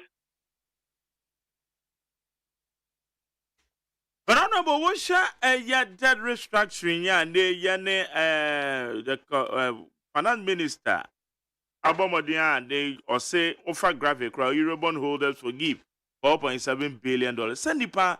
So what they can out to me to two normal year na sa okore structure kwan abefa so etu aka say ma ho han wo na wetu ma yon hye de akwa kotu aka na no etese William ka productive venture back aban we when back upon na e kire so benye sika na akwa kotu ya sa e ka na e ka wanso that sika investment be no me dey who you to sika on consumption na want to be aka okore structure with debt na dia adwuma na obayi akwakotu asaka no because can we invest sika no productively it is sika no onya bi sika free baby akotua o tax revenue no so are still there charge there enye yi utua ketua even certain payment go to me tua sika na sa so you come back to square one aya na some kasa ban no ebobosia for consumption na mo pa tresen aban no ebobosia na mo de ye no for goods and services and it's an no such a for emma for example what ko bobosia e da ko to school feeding bobosia e da ko to languages e da ma ministers tatika no di adwuma na languages na be ye amount akwa to asaka no but NBC e bobosia de ko see a trouble gas processing plant no ye produce gas no ye ton gas no sika na benye free gas no no betimi da kwa kotua loan na ekwaji free China no enu investment aye ka ho asem no na sa okwaji sika na de kwotito nuane akwache wo de kwotito cars e mo minister setenem na wo de kwa high airplane jet president na utim na ukoba wo de depend there time no so so kotua sika na obeda nyi sika na kotua ta no me de sika ni ye enu nti na ye ntimi ntua ye ka no omu yusu sika no anchor into the productive sectors. I be my some revenue. I mean that kotu akano. Enti ante say bobo sandu ko yi akwan. Yi akwan so e.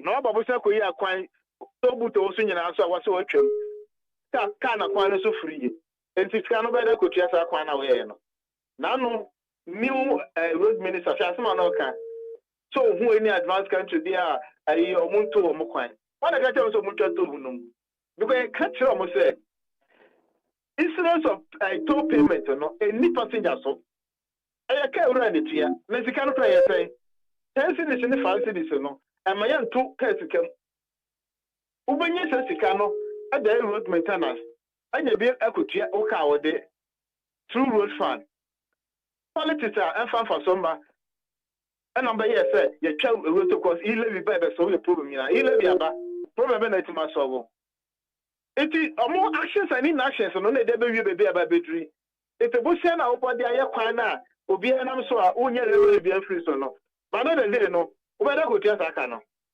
a child said they love the plot the money no money here because textbook economics is different from practical economics. Honorable Tidia Eko Sway Mo Mutiachre and Mahu the Eko because of Mutiachra, a just a yan this in a wa bemo. Ain't what share a yamo flag bearer? Ne promises are all mano. And then no man so a woman who say a what was say, Kobasa and this Babe Diaconia. Some promise no better me with the current situation at hand or being heritage a basso babe and penia. The Betimaka Mocha said, new leadership. I even who are Jomamba Mono. A very inspire hope, a very inspire more commitment from the people and from the international community. And the money Masasano because people are holding back their investment because they are so corrupt, they are so incompetent. It will be no profession, no money, a business. It when there's a new leadership, you see a new life being injected into the system. And then the man name and when our manufacturer is launched, you will see thematic areas about to address all these shortfalls in our economy. There will be hope and there will be serious commitment because we will start with the lean government. From the word go, no, what is this who will overhead expenditure? Some costs be what if you go, and more making more savings to do other things about we own to me. It's my brother. There's a good news for us. Come December 7th. By saying in our boy, as it's about we need in witness the good news I preach, you know. Okay, now as I say, must say Parliament in the da or out to force and back to Biano. Monko. I said, count 19 an account. To be pesquitu near. Bank I said, on no yano, Cassia Yana. May I say that Quano Yina and Kawo Dia, or to Quanetene. Me a Buddha Guya, Kawo Cata Quanetene. Now, sad decision, and on one more constituents need discuss here, and I say, a more mupim, and I'm discuss here. Now, some me twist here, and I say, I'm buying a chimney of boss or Abramania Bonia. Some constituents about the Germany. Yeah, present your more. Tell me, we come more every day. Into the the American said, the way it's the Amoyano for constituents, as you two say, Oma to Abama, say, Monco, Brashabe, Fiena, Mose, leader, court into Obeko court to be a door, Beko to be ano. Munya, Juma, Brashabe, Fiona, Mombeko court. Oh, sorry, you're quite Juma. Court and some come upon. Only business, now a MPP for no more chamber. Only about me on your campaign. Or more government business because only parliament too. So why do you shift the blame onto the NDC? I'm not shifting the blame, but maybe specifically for action government business. Yeah, we don't lead government business. I'm going to do my banning in a year. Now the day my banana say, oh man. Until they told you, I'm going to buy Babuami. Okay. Ghana first. Honorable Pedas. I today, I'm in there. Etienne for Yane, Honorable Richard Champo, member of the Finance Committee of Ghana Rachel. Now, Sam Rachel will be at East on the other no in common. Now, my house and a Facebook name, Ma. As I can say, dear, technicians, no, yeah, or my restore, I've been free money and I restore the back. It took off Facebook now. The battle, a year, Juman, to be to me. alcohol song. More YouTube and so more course one work on YouTube and so the demo data. It's Facebook on the year. Brad, why do you charge the 050 372 1744 050 372 1744. Now, ya can kind be near the amount with it 100.9. Ghana Montie, Ghana Montie, Ghana Montie, Ghana Montie. Kwabra mafo na boa me ayede nkrata no mu nsam yede bra oni 100.9 so nti yede be beto aso na se mehwe eye messages a momu bi abomodin ade aba mensha se again kan kakra emfa ma no emfa nkrata no nso no yemfa mu nsam no ento awso se wo fa eye Okay, Richard Edifree Ama Saman. As if the head of the judicial in Ghana, Godfred Amekan, made a bold prejudicial comment that the NDC case against him has crumbled. I'm waiting for the Bar Association, Christian Council, especially the media, what they will say about this prejudicial, wicked and evil-minded comment. Once again, I want to remind Godfred Ame and those who have packed the court that on that day, the hidden things of man's hearts will be brought to light by the Judge of Judges, Richard Amasaman. OPK said Mahama has already told us that when it is getting to elections, you have to tell lies for power, and that is exactly what he's doing now. Because in 2024, NDC manifesto that you promised teachers in the private areas 20% allowance, but he couldn't do it. And now he is going around the country promising the same 20% allowance for teachers in the private areas. So nobody should take him serious for deceiving teachers. Rather, Ghanaians should vote massively for Dr. Mahmoud Bawumia. Lamtekin Rashid said, good morning to you, McJerry. John Dramani Mahama is promising to use AI to fight Galamsey, but he said it wasn't possible to deploy drones in supplying urgent medical needs to our compatriots in the difficult-to-reach parts of the country. Indeed, NDC propagandists led by their then and now National Women's Organizer Hannah Louise Abisiu trumpeted that the drones would take saucy naked pictures of women in bathrooms. When you say good morning to you, McJerry, women who love friendship conversation mostly behave like that. Say it more. This is causing breaking homes, mostly from from Okai Ashaiman, Okai no Dubai, Masam Namekaza Madam for the day. When the Ghanaians, NDC is confused like a pregnant woman who did not get a husband. NDC can no longer campaign on economy. MPP have done better. NDC is empty as their 24-hour policy. It's not feasible. Please don't fall in NDC's false promises, which will end Ghana into tears.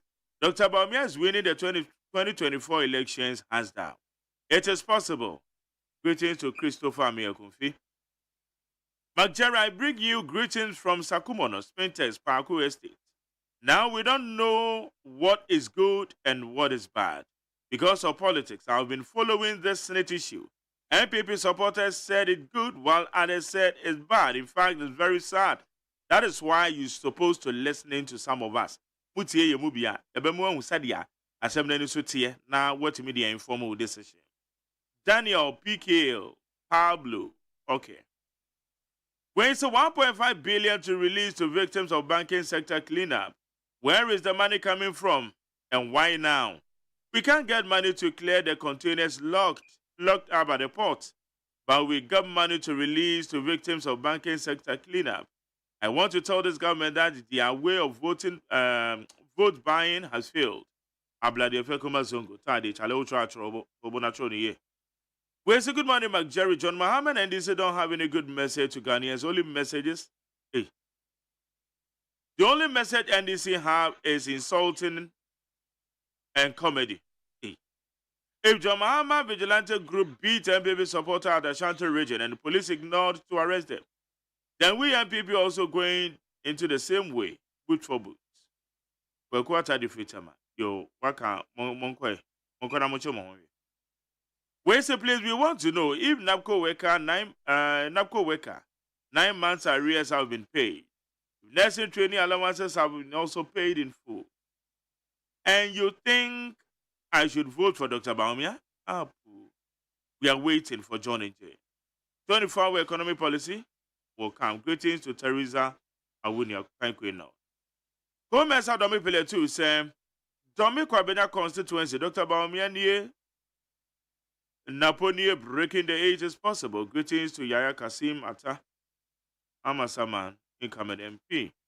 Where's Jerry? MPP and Dr. Timothy Baumia are very, very confused totally. Common running mates, they can't even select to partner the economy, the joker of economy in 21st century. Who studied economic theories? And this is far, far ahead of the MPP 1,000 times. It is possible Dr. Baumia will go into this election without a running mate. Or even a black man. Okay, Francis Atta, Amasaman. Also, this 24-hour operation of the ports and harbors will enable efficient, timely, and heading of cargo vessels and other port activities supporting global trade and economic growth. Also, just said Afenyo. Where's McJarry, the state farm land at Boteman called Nungwa Livestock Breeding Station is being sold anyhow. Some of the state farm bungalows are being demolished. As I type this message, the farm office has been walled around by someone who said the office is on his hand. Hey, on his land. Sir, I'm a son of a man. Hey, I know what to do. Mesha Kasante said the victory of the NDC is strongly coming again to save Ghanaians from the ongoing hardship created by another Baumia administration. 24-hour economy is the game changer, so let us continue to keep our hopes alive. President Mahama is coming to take over the affairs of this country again. Waiting to send him opinion. Amisco Spelele said kudos to President Nanato for tasking the finance minister to give 1.5 billion debt to affected customers. In fact, this is a refreshing news to promote economic growth and development. Regards to Mavis Akumsen, Kofi Ofosun Kansa CEO, National Entrepreneurship and Innovation Program. Amisco Spelele. We say the program and policies put in place by this government is enough to make Ghana work again. So I beg Ghanaians to have patience and breaking the 8 is possible. So Chia Echo, Vincent Asefua. Eric Boadi, patriotic voice, but James said we are not turning back. So if you want Ghana to develop, let's vote for Dr. Mahmoud Baumia and MPP government because they still have Ghana at heart. The worst performance of the MPP is the best of JDM and its NDC. So just search Yabua Benjamin Tunnel out MPC. Where's the McJerry? Greet my man Kwabena for me. You see that this great finance minister alluding that the economy is growing? And again, the disgraceful AG Godfrey Dame, who has already concluded that Jackpot cross-examination at Unsuum. So in this current administration, apart from Honorable Henry Cote, who is considered a bit fine gentleman. Anyway, my Alan Cash has outlined his transformational plan, and I was really touched. Eric was that at the Fedoko. Due to Omale and Wayosi said, we beg all Ghanaians to exercise patience and give their maximum support to Nanado and Dr. Baumia government because everything shows that they are seriously putting measures in place to transform Ghana. Enoch Asamaika said, we were in this country where a political party called MPP told all Ghanaians in this country that the NDC and John Mahama are incompetent, so they have all the solutions to our problems in 2016. He spoke very well about the economy and Ghanaians voted them into power. But what are we seeing today? Things are even worse, more now than before. A vote for Dr. Baumia will be the end of Ghana. Also, Michael Owen Frimpong, darling boy. Okay, West Island Kyerematen is part and parcel of our current predicament. Ghanaians to trust President Akufo-Addo and stayed with him. So he lost the primary before he... Okay. for deceiving Ghanaians to trust President Akufo-Addo and stayed with him till he lost primaries. Before you realize the MPP is no good. I can't trust Alan Cash unless Kofi Yarini. Last assessor said the most wasteful government ever in the history of Ghana is Nana Akufo-Addo and Bawumia-led government. These are the sloganeering and published people with the empty brains. When the NDC was borrowing and building gas plants, Terminal 3, creating funds and putting monies in them to pay future debts, and building regional hospitals and airports, the MPP borrowed for consumption and never reserved anything. Okay, I'll answer this. Phobia, Rasta Cantamanto, or CMG. Things are getting bad. The hardship is just rising every day. My bro, they hear your voice every day, so tell them. JDM all the way. Thank you. Wayne Jerry from Kwabena. Ghana is for sale under incompetent President Akufo-Addo and Dr. Bawumia's watch. Instead of them protecting and making sure that they give us the better governance, they're rather looting and sharing our properties as for there is no tomorrow. What a wicked party in government. Let's vote for change to secure our properties. Come 7 December. Elikule Makurugu. Also Chanepa. So for Mohamed Ahmed said, Dr. Mahmoud Bawumia vision for this country is very practical. Very practical, visible, achievable. He's the best person to take up the mantle from President Akufo-Addo. Ex-President Mahama shouldn't be trusted with his long talk. Where yourself from Miami, Tommy Corbin. So, John Michael Quay Jr. Tommy Corbin a PC. Come on, so many acquire.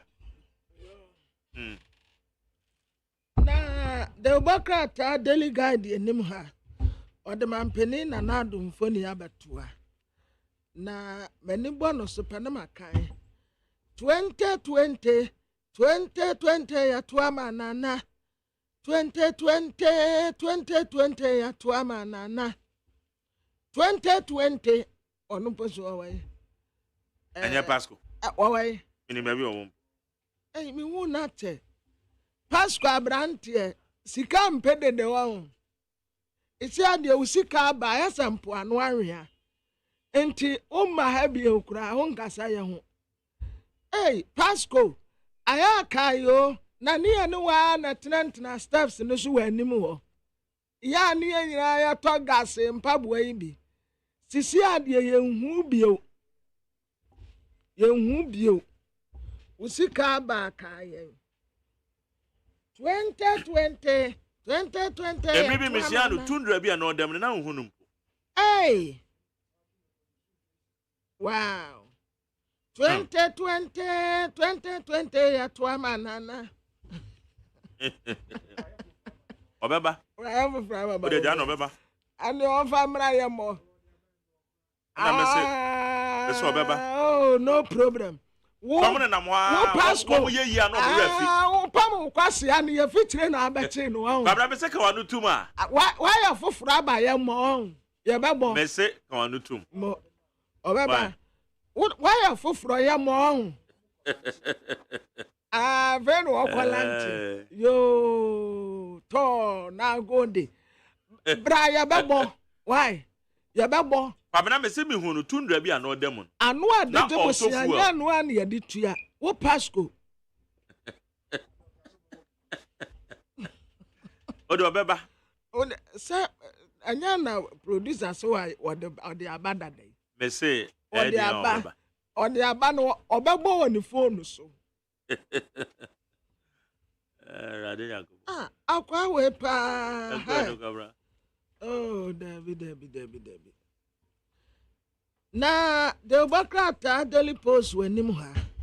Onanyafo Samoku dita bra kwa no wokase wo se yensas ne sisi ade wo matie simisa yo na aban ne nkofo wo mu de guru medamase o mansas ne wo mu wiase wo tere se MPP amanyoko de wo mu ho mark wo meja pade fomfa de yo mu ni mani na santi bedi atuo eso ya ambassador at large finance minister na onyanfo Isaac Adongo katere ne se onwam kasabregwe onyaya anke yansoma na yankɔ kankyerɛ ne sɛ wonya atennuro no waye o anɔkye kɔmfoɔ na deɛ wɔte dua no so a wɔdi n'aba mpo na kokurama ato ne tirim a wɔkasa na nam ne hwenem na wo asɛbi wo a wɔ atennuro akɔ akɔnom economy wei ɛna wo sɛ ayɛ no esi a yɛda fam tim kapra kura ni yɛkɔ fasim ɛna wɔka kyerɛ gɔfrɛ deɛ bo adame sɛ wɔyɛ hyee wɔnra mo mpa deɛ Croatiafoɔ paa Luka Modric ɔyɛ adeɛ nso anyɛ yɛ last minute extra time no koraa 8 minutes yɛde too so 7 minutes yɛabɔ awie yɛdu 28 seconds a aka bɛyɛ sɛ 32 seconds pɛne yɛapɔn ɛne sɛ Italyfoɔ maa so a ɛsora atena kasa nti Croatiafoɔ menim sɛ sɛ deɛ wɔn afirim ɛnna nso nyina si Englandfoɔ bɛbɔ na Englandfoɔ wɔn coach no ɛna yɛ criticize ne sɛ as an selections no wɔn nsa da ɛnya adeɛ the enquirer de bɔkrataa n'anim hanom sɛ Alistair Matthias ɛna ɔmbɔdiri de yɛse gold scandal bi ya abụgbọ abetane no ne nya scandal ketewa Nigerians hijack RIP iPhone accessories business GIS enim Honda MMDCs kyerɛ sɛ edwuma bi a yɛyɛ no wɔ Ghana ha bia no immigrant fo ne yasoa wɔ mu abegu a ɛne yɛde wɔ mu di bɔne Sarah Kwabena ɔten nsia parliamentary staff in a demand list expenses ebra wo tu kwan ka wo boy o meka no womuntie aban ne bond holders no aya agreement ya wo musika no yebetu ama wo the chronicle democrat enim wanum say ampeni na na do danko Akufo-Addo eda ha obia se na na do aya de for amemo de na na do tisu one good time deserves another. One good time deserves another. Na na na. And that's how time I swank. Yes, I'm out 4 years ago. And yes, I'm out extra 4 years ago. That 4 years in the best now will be a wound. Na na na. Na na nie. Mr. Lomo Tenie Nanando Danko Akufo-Addo mampeni and what say project Yaudwa Akans in Semunina Obabe Nina Kama na project no Huabanfa so Ediama Omamba enti Monsanoe Mr. Lomote one wadahe na Adogagai one wadahe constitution ipa said you mo ye ne de na nka so mo ye ne bibi kakra kan na we ya ne asama 4 years ne o de adase na nka asama no 4 years account ka 4 years ne be so na wo hwe uni akura wo hu no na nipa wo so obetumi asesa o mai shebre pa de Alan Kyerematen John na GTP Great Transformational Plan ena wadeba yase aposifoɔ ankɔ kwawu abetifia enka anya asem ketewa kra na abrewatia oba peni ya asantoa ena wone nsem kyerefo akase wase enka mogehie gu abekɔso wɔ kwawu abetifi no na anya asem ketewa ni nyina ye nananom ayemfo manso tue bi ya na ekoso ewo Jeremiah 29 verse 11 For I know the plans I have for you, declared the Lord, plans to prosper you and not to harm you, plans to give you hope and a future. Minima atene kura metene wo mo ho enya bone de samama mu ewiye pa enne enidaso pa.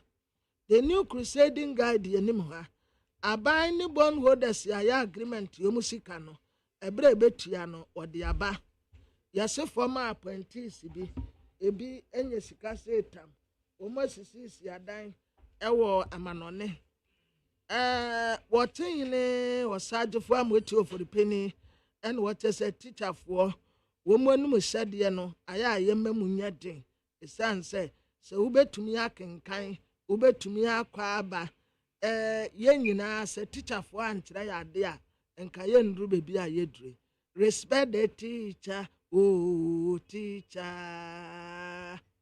obi man na epe wonso hye ne hye na muamu nhye emofra bebrebe emu papa ne bone emu tutu ne kaka chika emofra tete na fom wo chika mofra tete na fom kra the late Akwesiampo Fueje enti teacher for ya ade yanyere ye ho na ye moa teacher for maami asla usu akofo ne foundation no wasa pa ho ntoma wa ha ebusua bi ene wo mu de petition akoma IGP say Ada is the state police commander IGP onyini free wonom esanze papa no ode no ho fo foreign nkofo ensa asensem yesi emebuna wo mu ni adwumaye do adoso pa mebunu bebre ni adwumaye ena mebunu nso adwuma no ebi wo ho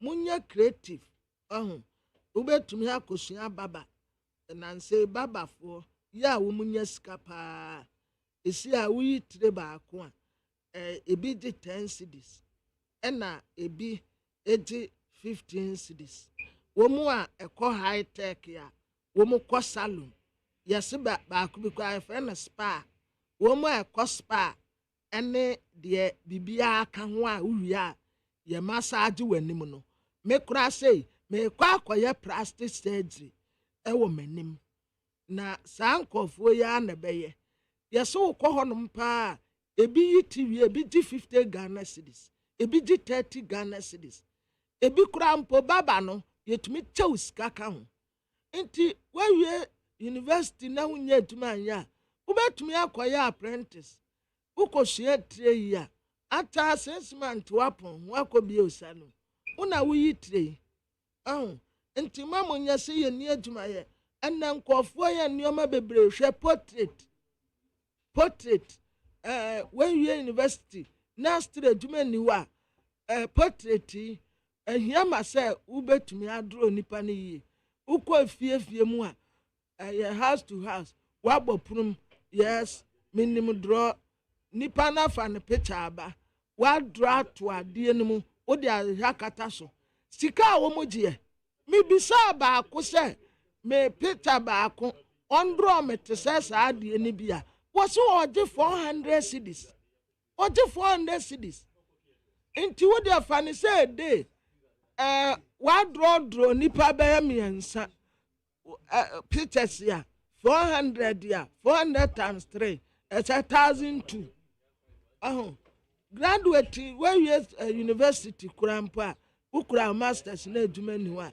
ubetumi aye saade ni bi ubetumi a draw ni nyina discover abetu omofu obi so ndo onko university mbambe yitire sir na ema no na nse bi kura yi wo mu masters ya wo mu san sua etire omusue tire ebi sua na wa ma wie university for wa ma be ye koko no so and we university na uni aduma ya uni aduma ya ni eza baba onu ye aduma owo sika ya oye A1 bread eso wie university no ne pan no to ne pan no ya wow mo betumi kura akwaji bi akwachima mo betumi akwaji bi akwachima mewo university graduate bi okuta first class in marketing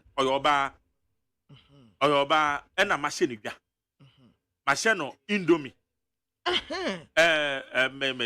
noodles yi ena your friend is spaghetti ene say no ma oh no kwa de no ma bi aka ho e che say otum say on the marketing ye adwuma as so obodi kakra kro me kwa bitim kwa no abo edru weekend bi kra na me ye we am bitim kwa 1,000 kra on na university for ma ikura amunya adwuma ye no mu betumi aye sobolo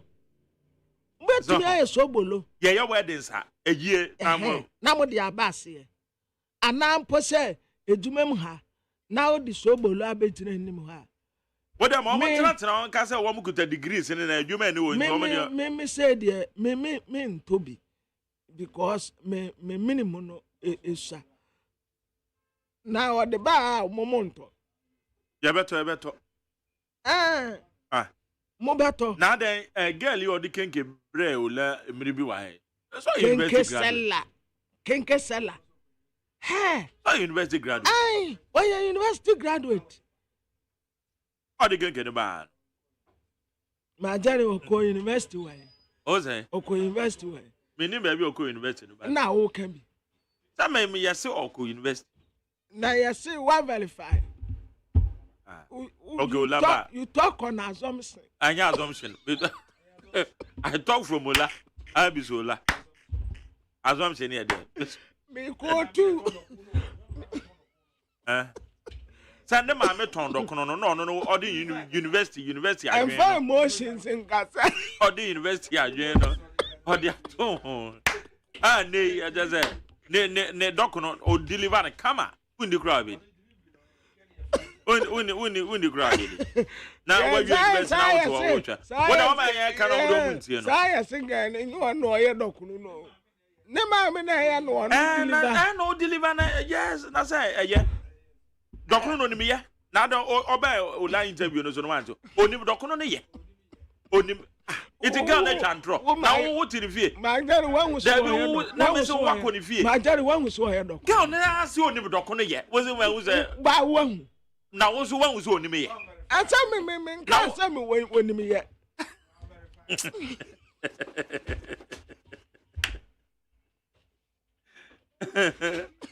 What the assumptions in that? And assumption of the Gaza. Gun, Monetia. And I would do feelings in the would do any who you gun it. Ghana Tiano Kai. I'm inviting him right. What do feelings in that casa? And that couldn't be on water. Woman, Jerry. Dr. Trump, Doctor. I'm Jerry. I'm of a number, man. And I'll count send the number. My friend number morning. I'm a bit doctor. That bay. And I may say, say I be binema or be pay bio. Say me pedo kono crash. Say girl no doctor. Do feelings in the casa. How do feelings? Debut. And you be I just say me who say oba where we university or ne mama ya doctor. Oh no. Say you oba where we university asem na ho kan dia. Ane e kuku anso where we university ne mama ton doctor barrier. Ane ada na ho nto kuku a ho. E kuku ade me de number be ma. What the cook on number? Say girl no lad in the barn. There's someone standing in the baby. And they interview what the feelings in. They say yeah, interview in the year. What the emotions?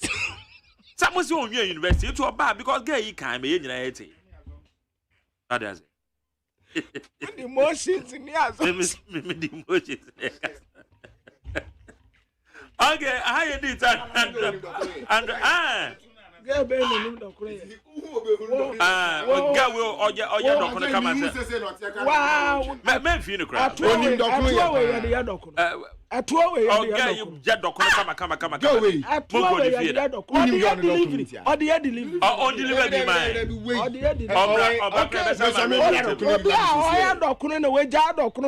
delivery. There is no bad. There be also what doctor. Oh, I had delivery. Master, me to be some of the feelings in the casa. Feelings, Benya. Some of the feelings in the car. Who know the feelings at Tardy and I will be the feelings at now, wait. Parliament. I don't connect to you. Advert na me hu Parliament to a dad and there be na kwamna me aka beto. Dey na chese girl na adoko no mo dey aba. Chese girl na adoko no wa kofa doku no bi. Abonten dey abra me a wo se mento. Azeme na wo. Na se girl no doku no ni na ko mo to. Why the best idea? My Jenny, why we are university? Who bet to me? I hear Juma Bebre. Juma Bebre. Adwuma bebree. Let's tell them. Let's tell them say adwuma bebree. Yeah, delivery. Nanse kredu. Oh, me wa baba bi o Taifa. Ono de onwie university mo. But or technical school. But osa twa baba. No ne baba no oye we owura fiem. Kobi, a friend Kobi or Taifa. Ye mpo de. Sa first ni ye bu bese ye de nkwase afuoti na sueti. And once I was asking Nkwala, babies no and my mean to me. And now, what could chama? And what I would have to tune it to us. We are waiting and Kakra. No, I don't know. Money, Money. Okay. I remember.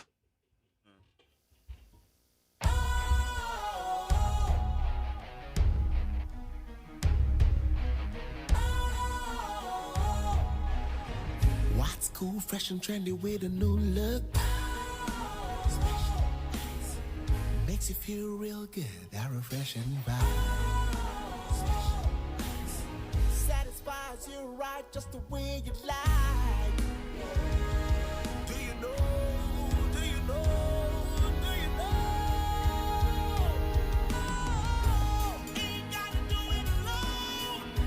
Specialized makes you flow. Anytime, anywhere.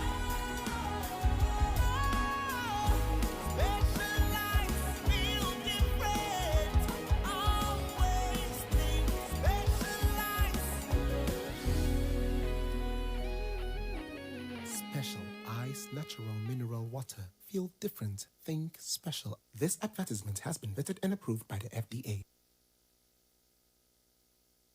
Kwame, me ya umwao. Me ba penyu no kane no animade pa. Na so nan se boa no obon. Me dwene ho amenti ase. Na so we dey simple gra. Fa no ko White Stone Dental and Eye Care. Na yen checking anima no. Oh, jai sa mani abrewate. Me ba bona me ka asmacho asme fa ne ko Eye Care clinic. Na wonnim se enkwada bi wo no mo a. Wo de sua enkoyie nyina no efi wani. Akwada bi wo a abra teacher ni kyira de no. Won hu ade ni yi. So wo tie anima na so wo tie akire. Eba ne sa. Fa no bra White Stone Dental and Eye Care. Nye nhwemu mfa ne no ohaw bia entam se bewe ne asia no ama no ayampa o na sekro ne yade no eba emonka ye wadwe ye o se bibia ye fine wo be ko na bibia ka echi na wani sei na sekro masate se wono momoja broso ne asiche yade no aya na momoni yade pa sapepepe onipa bia kra no afemu wankwa check up awani ho kra no enyem prenu White Stone Dental and Eye Clinic se fa wo no wabusua nyina Ebra, ni enye nhwehwemu emfa mani ene mo se ho. Ohaw bia no, ye behwe ni asia no e de amamo. Ye wo abafu mfidie ultra modern diagnostic machines ahodo a ye de ye sa nhwehmu no. Ye dwuma efo nso de. Wani wote, enti uba ye beje o fel so. White Stone Dental and Eye Care e wo East Legon. Ye be MTN office kese no. Free was 024 225 1983 and 024 045 2992. White Stone Dental and Eye Care. When ni eno kania. Ghana Montie. Ghana Montie. Ghana Montie. Ghana Montie. Ghana Montie Sunia we need 100.9. Okay. Na tie na shanen so. Se moi bo pese moko sua de e wa manone. Obi o ha wawie university ana wawie suapon bi a ope akonya no na watima akwa amanone akosua de watena internet internet echi atena twetwa universities agodo a ope course bi akoya mepacho enewo ha na to atwa aka cho se men ha ho bi eno ane se obe consult eye add value travel consult onu omuni nkuta ho add value travel consult one more work across the whole world. One more work a year across 25 countries. Universities are one more running over 100,000 courses. Ain't what credential? And a bachelor university, right? As I said, what kind of course? As I said, what ye add value travel consult. A bebo send Rama Winyana. And it's your number. This is here in a from 055 791 5662. Number medema win yo bia. Where we university or person call Agbogulusia one cry ha. Obia where we university and now Obia person kwa manone eko sunya de. opesa ukwa amanone ekosua de baby to say Canada, United States of America, and I say baby to say within Asia, the Australia, baby opesa woko ekosua de. Na woso utimi edinya abodin krata edi enrich with CV. Na wo say nya adwuma ye add value travel consult.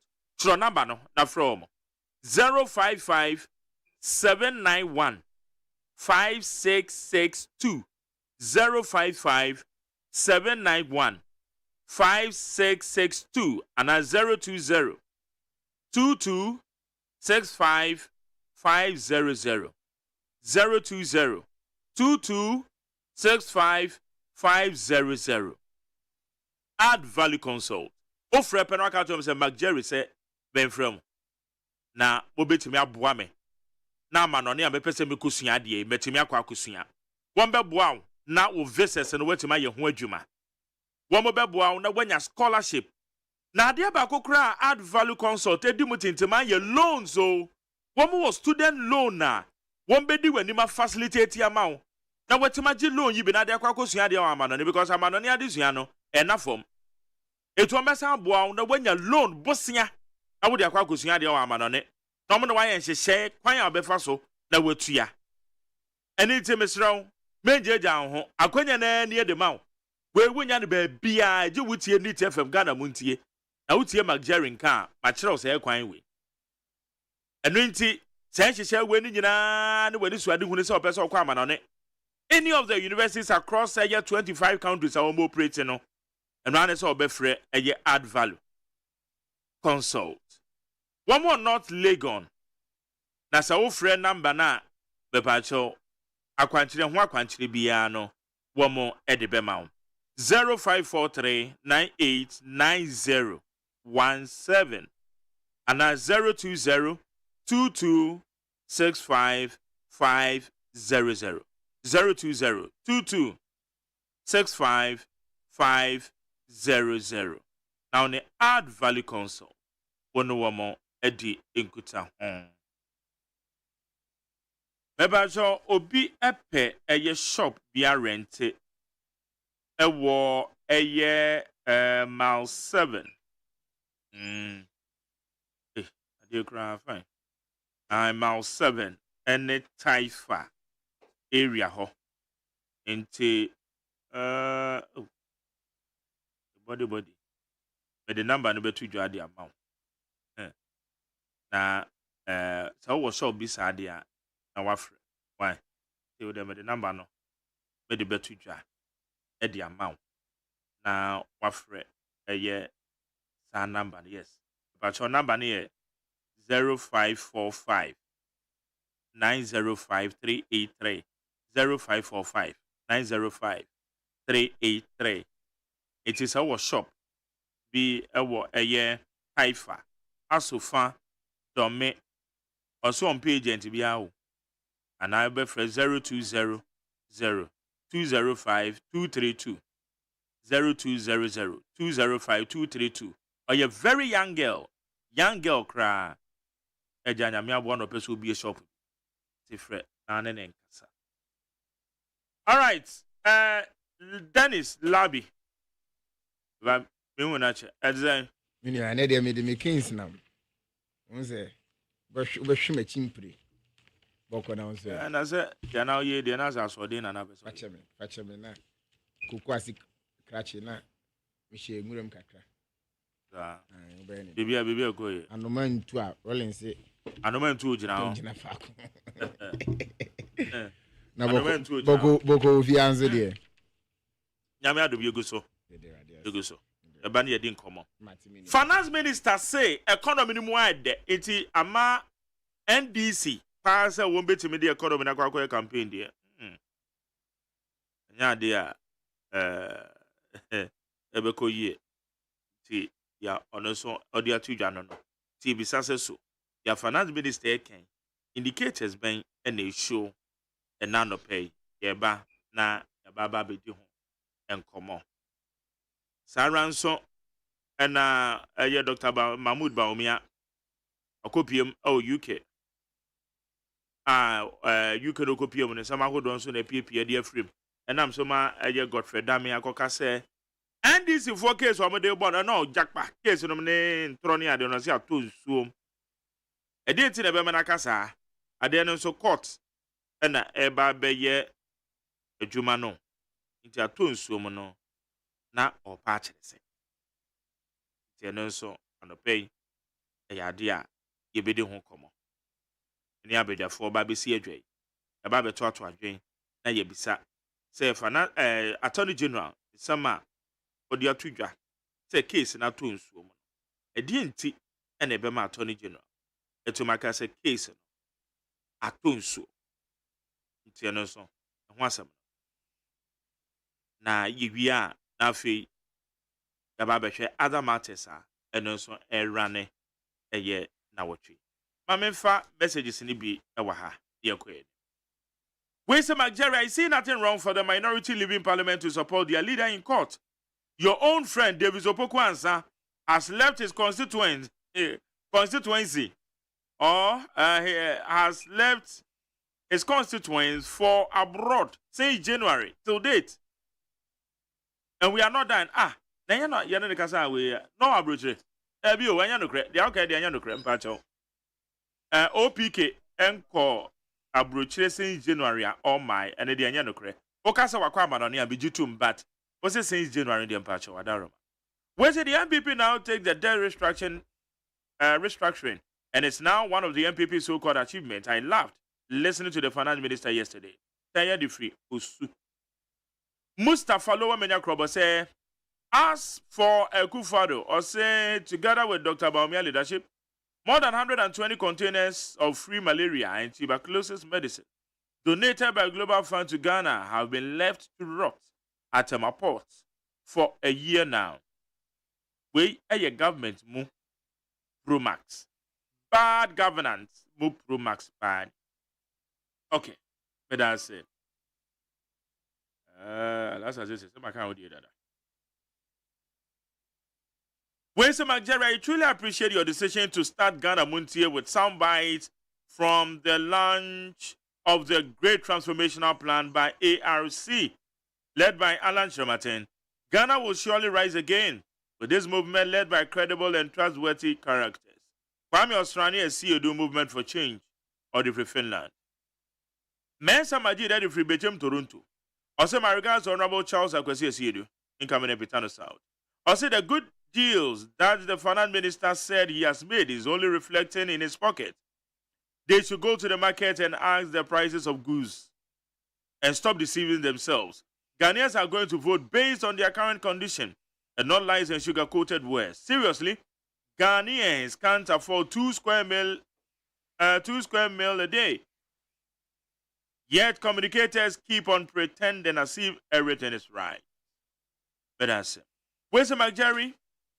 When I hear, especially the poor people are chanting, poor people among us chanting for the MPP to go to opposition, I laugh because it has happened before in 2009. When NDC came to power, we all saw what happened. Mark some of us by the grace of God. When we take our passport, at least we can go somewhere. What about you? And I will can you. Frank Nero di Fraboso kind. And you no cry be an passport in ye ni bimpo na ye de too kind. In January will be safe. I think it's only people with no hurts. Oh, Charlie. My namesake Pana Kazazano. Jerry diplomatic. There a message in my truncating wife. When you say Master Red, Eddie Frika, so I say let's all well-meaning Ghanaians support the government for its pro-poor policies implementation. That will help us to solve the economic challenges. Long live Ghana, long live Dr. Mahmoud Baumia, and Honorable Mavis Harcomson. We are Master Red, Eddie Frika, so when you see, I think the MPP has created another country with a different economy. But Ghanaians don't know. This is an indication which, according to the Ghana Statistical Service, health and social work sector grew negative 8.8 in 2023. Electricity also grew negative 7.5. Public administration, defense, and social security grew negative, while our education sector recorded negative 4.9. Even other personal service activities and forestry, Logging grew negative. So what are they talking about? Prekasa Kwame aristocrat. Kaswa Old Barrier. Where's the MPP government led by Nana Addo Dankwa Akufo-Addo and Alhaji Bawumia must go to opposition at all costs. Come December 7th. MPP is gradually losing their moral credibility and competencies, and there is no need for debating, doubting. Where's the majority honorable that he should stop ranting because the discerning people of Ghana are fed up with their lies and propaganda and empty threats. They should be serious for once and think about Ghana first. They shouldn't let politics make them blind. Blind hypocrite.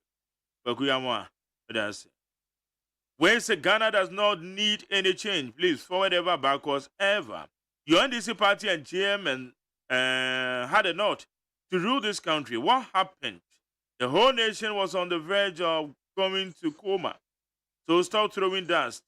Our memories always serve us right. So it is possible. Kweku Frimpong Lampard, Esiakwa. If I'm Madame Fouine, you did birthday. Christabel AGYEMAN, the wife of Kweku Frimpong Lampard, aka Lampard.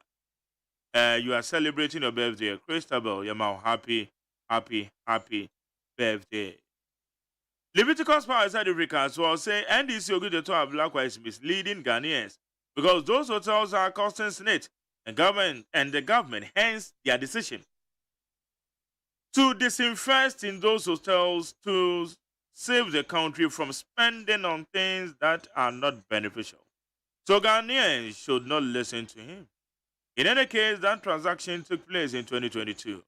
At that time, Honorable Brian Champon wasn't a minister. Leviticus Powers. Edu Jita Maklu, the NDC Director of Legal Affairs, has tasked the Attorney General to testify under oath on the Kessel Auto Force and Ambulances van trial case. The mind-boggling question is the Attorney General on the trial on the above subject matter?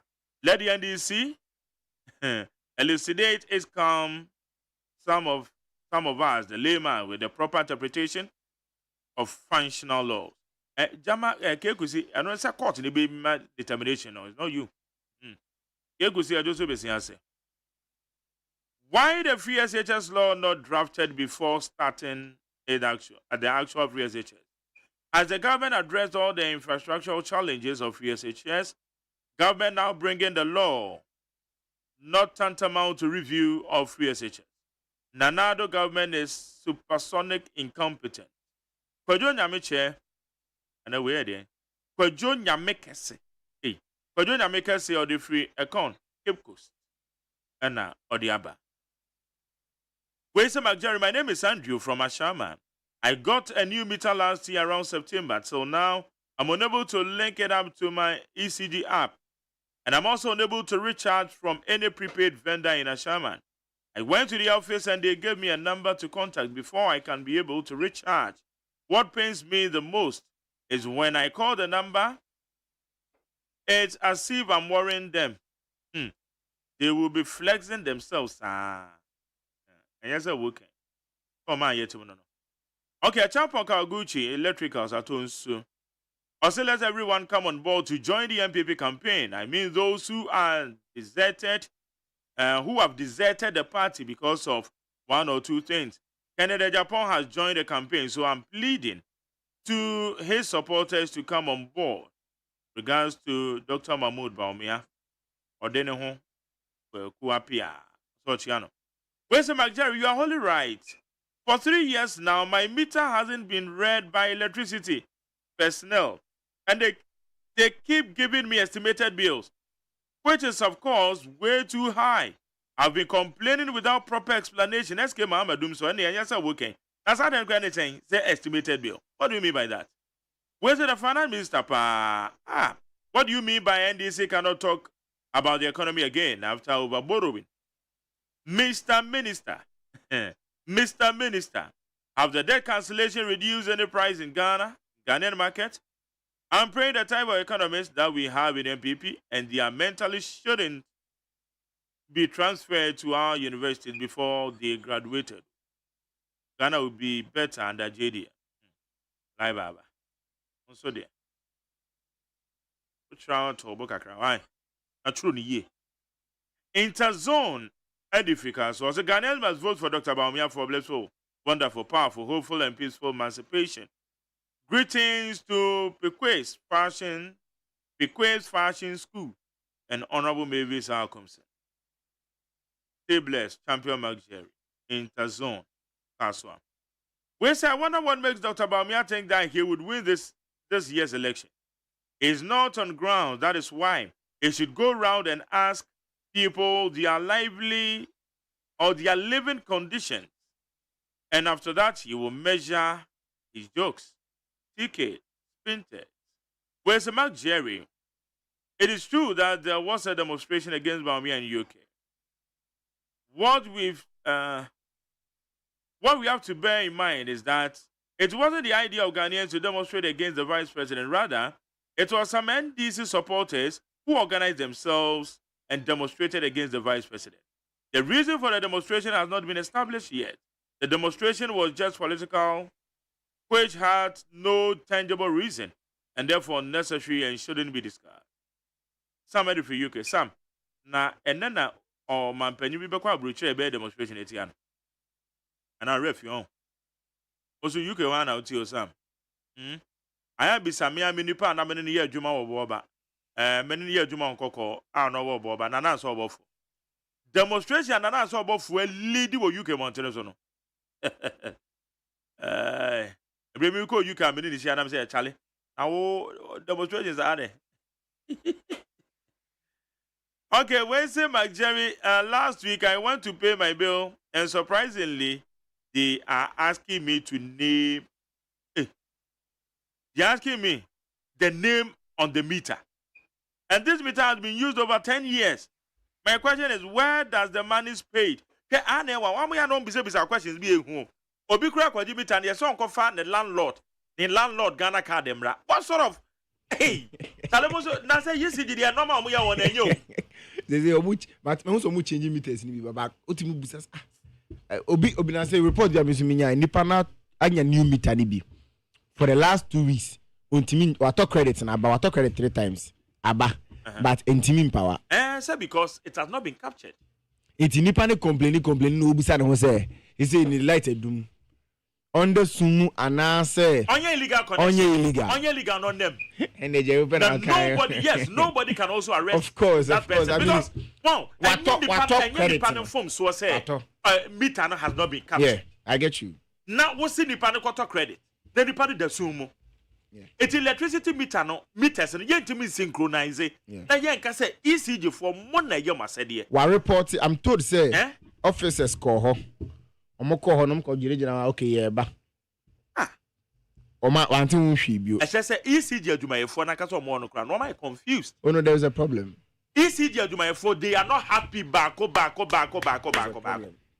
Because system na omo dey adwuma no bibia sesa and omo hu nani so and a billing aye bibia wo ho say obi say omo say ye quarterly billing. I don't know the kind of reforms omo put in place, but a lot of loopholes reforms in the course. Sometimes we are the part as one we are the kind of backlash.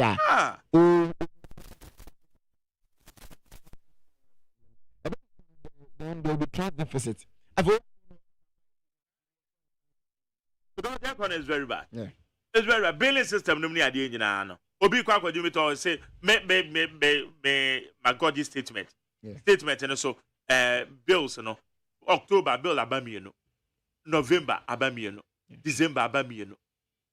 January ba ko. February abami no. March abami no. Me no so different figures oh. Different figures. Yeah, so you even if it is a 1 minus 1 plus 1, it's still it's still not I didn't know more no yentimi njimu ndi anase den. It's unfortunate. This is last week Kiana meeting is sorry no. Yeah, Pom, you be some question. Yeah, I think it's the kunyo man. It's really okay, Lavi, yes, here. Finance Minister say economy no mind. The more damper. Mini amedasi baby. Didi can be in charge on cover kwama produce our damn any team na work show ni na na match ya yeah T4 mo Ghana fine echichi ni benche nyina na otwi mu weekend na me wo Kumase ti mi bo akompro kohwe Aferi Hospital na that president Akomasu yi na he's hoping to operationalize it by August. It's a 500-bed hospital under the Irrigate project Ayura Omampanyi Dada John Diewu Ajekum Kufo enam ni nim die so ehya ase yenya ewu Kumase no, we have not been very happy in recent times with some of the stored projects ewu Kumase, but I had heard say the president has ordered the release of some monies, about $1.7 million. Yet Fiama contractor no. Inti na me bese me de mani ekwohwe how far things are moving, because I believe say Ashanti region da Omampanyi da nanado dankwa Omampanyi nanado dankwa Kufuado Akomaso, and stored projects ni bi wa na nje ho inti oye do betumi bia say we will get around some of these things. And Nyamincha there, I know say senior econo a 500-bed hospital project na ko for start here no. And that down kwa be we ansa na ye free aban mu. Ye kan finance minister nkomo no ho a. I think say onya botre tie nu. Ni say nkan ni ya. First of all, just like Dr. Mahmoud Baumia has said, na party mpanyfo na aban mu mpanyfo ina agye atum no. Obia okodwom bia nim se emre wo mu enhye da nya hogoro mre emagana ni bia, and it would be very very hypocritical of any of us say ne ba betena ase na yatu yensa hwewim se bibia aye rosy ana bibia aye okay ti de bia meka se Ghana ni biara egitum se enomemu ayedin, and masema meka me de ka ho ne se MPP amanyuku ene ya ban ye aban bia eba se yen turning normal around e mre mu odin mu a enya de a yintumi nyi bida ye nyina ehwe se dollar na wo wa na se kire ne ho a economic policies any implementations ne reforms are edeba no etimi ema ni stabilize, and that is the difference between ye ni obi biara a waka say emuye din na say MPP wa aban mu a ye wo a way, and we have methods and mechanisms it may stabilize on my way mu, and compared to others say muye din a we throw our hands in despair. Muye din a ye buy ensem ka se ntimi nya hwe. Ghana for kan ye buso omo say ye magicians ana. Ghana for kan asema ye mu bi kache omo engofo binum kache omo ne se omo ntimi nya wo hwe. So okaya mfie bi atwam wo my way mu na Ghana mabunu complaining about adwuma sem yenya minister mu amane kache se yenkonguram yenkotwitwa sere ne yemfa megu kwa ho ne yenye den yenton. The difference is the possibility mindset and the impossibility mindset. Say you run another dan kwaku for the Dr. Mahmoud Baumia so won share challenges are, and so minia aban bia ni ho a obeka se won share challenges. Now the dan kwaku for do buy from all aspects of the economy, from every angle, from the health sector, from the roads, from education, every single aspect. Ejuma yabo compared to our opponents, you know, and yepe intimi yepe so that there's a clear difference between Modimbo and another dan kwaku for do buy emre mo odimpo no Modimbo awabo any ohye ye opponent Modimbo. Isia challenges and so ye approach to challenges and so is a defining moment for leadership in this country. Ye share COVID, you know how we confronted COVID. The energy crisis bar, we know how we confront it. Unemployment bar, you can see there is a clear line of confrontation. Free SHS, a muya din, nasike niwa, ye who send ye confronting. And only difference, you know, say, o mine de o wa, ahuchire baba, enye Ghana nko. Baby bia we are say nipa nkasa yempo ya brabom ya wariem ya pomodimu e wo ho a otoba ha e wo ho emu ye din ma wo, but the difference e kwan a ofa so approach issues no epo ye be pija onsa hwehwem ahwewiem say Ghana for ye ho hwe nyeyi ana obepe asem no anopom asibre. That is the fundamental difference. ɛno nti na da bia meka sɛ na Dr. Mahmoud Bawumia difference no ɛnyɛ sɛ onya challenges ana obetena so a Ghana better than heaven in a day. No, Ghana end than heaven in a day. But ubehu nimdie kwan so kwan a yebefa so de policies ana no megua kwan mu a ebe dane nyoma around. Ye okroma say yenya health crisis.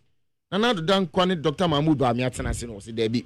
Ebusuafo de na ebetimi aye dia confront the health challenger ye face. Ehon ye launch agenda 111. Ehon and ye revive the national health insurance policy ana ankegu. Inti se oba unaronu to the current state of the economy aye wumi ya. Seni yetimi ehye managing nyoma COVID abreso mu ye din ye dane ye kwekura na ma no matoto from boko no. Eye sa pepepe na finance minister nkoma oni di otwe adwen akoso se. Oman na ye wum sisi ni ye gitum said normal bo ayedin. Ukodwom na akoto ade a ye ni MPP card ye de to ade ani ni NDC card ye de to ade. Obi bia akoto ade a okwa obehun se tomatoes na no meton no 10 cedis no. Se me de ko de ma me 15 cedis. It obetimi age atum se no memo ayedin. It de bia me share communicators na party for me catch wrong. Enye fair se obetena be no ka se oman ni ma fine. Nemum de ye twi Ghana for adwen agina so is a fundamental difference. Se yen ye wa bam na se no memu ye dia, we find ways of confronting the challenge. And no na ye chire Ghana for se send no memu ye din. Now hwe no ma ye dia toto akwan mu a indications ni nyina chire se enoma ebedwa ma Ghana for. Enoma ebeto from boko. Insuo no panyin se huru a ejo. Ane kwan so yakase se kwan no e wase den kura ekopia boboano. It's at the end of the day, you're not perfect in government. We are not perfect in the running of this country. But what we have and what we are is a group of people who dia kukodrobe facing problem Ghana for facing. Now we're finding solutions abema Ghana for and what all. And nothing say oh shake dimpa. One of the solutions say no mamu yet dia na Ghana by a find way at to aketuem ama Ghana for and who ajuju on kakra. Ayana enye solution total and solve problems nyina because e ka menko anka normal boanya fo sanusi ke swakura wo ye ni ba na usike swate semi udokoku asete semi a ubetimi enya bi e de ahwe o da setem it is a mamu ye din no aso free SHS sika anka do be tua oba fees at least ebe ma ho adwo kakra national health insurance ana egu atete apansam ana enye adwuma magana fo nya so mfaso no at least edaso wo ho a yahye mu kena ebe boa ma ho ayede ato enu ho nkomo na ye kire se wo hwe policies e dey ba eye na no finance minister team any IMF any external creditors CIA wo hwe nkomo aba over $4 billion of debt relief e dey ma Ghana now wo hwe the later payments, rescheduled payments, external debtors for Akuma. It tells you, say, and she say, Eguakwemu, and none of Fitch ratings for Ashe a year and who new Ghana. Now, your growth rate, no one forecast say about at 3.5. But 1 year analysis, a share the Ediagua Paso, any share Dr. Mahmoud Bawumia, any year and another Danko Kufuado. Edi egu apam so a one are revised ratings like I said Debbie Ghana mo modi mo for kofi ye de mo akọ anim achen de ye kwa ye dwen se mo be kọ no ho no mo de akọ 4.3% growth rate enti enkomo no empempen so pan no ene se Ghana ewo ahohihim se ne nipa bia ana oman bia emere bitimi du na wo ahohihim no eso mejitum eso enokre enomemo edin ama Ghana for any Ghana nyina aban wo si wo skasa den kra so de to ebesa nti o eska 4 krampo eti nkan se emu ayedin iti ho na Ghana for yetwin Ghana for adwan begina se yesire won Ghana for gidi a wonya no yemu emre be 2 years ago na 1 year ago na dollar no e kire mentu asem itimi stabilize no e ma ni gina for akon esoti gina for akon for some time. The same thing with the petrol prices. Itimi gina for some time no. Se shocks kakraba na mu ye din na se uhun se aka yɛn wɔ yɛn so yɛ ma yɛn mu a gidie ne yɛsrɛ sɛ Ghana fo gidie a wonya ne ndra a yɛn di wɔn hwɛmo yɛhyɛ wɔn bɔ sɛ yɛbɛ stabilize economy yɛ stabilize yɛn nyina hu between 2017 and 2021 senior stability by yɛhwɛ beginning of 2023 ending of 2022 ne mu ɔden ebesi 2023 ending stability by yɛn ɛno na yɛtwe adwene so sɛ yɛde nhyehyɛ yɛpɛ gu akwam yɛmpagye yɛn nsa nhwɛ wiem nka sɛ yɛnyɛ magicians yɛmpagye yɛn nsa nhwɛ wiem nka sɛ dabi yɛn yɛ dwanfunu dabi untimi nwura ne ɔman safi sɛ yɛ den a ho kyerɛ bɛba iti woto aba woto ama obi a ayɛ wakɔ ware wo ware ɔba sɛ onoma mu yɛ den ma wa aso ɔbɛhwɛ ne wagyina wachi saa pɛpɛpɛ na woto aba ma kandifo a sɛ asɛmba anamu yɛ den anato yerem twam ti a ɔmpagya ne nsa nka sɛ wɔdwanfunu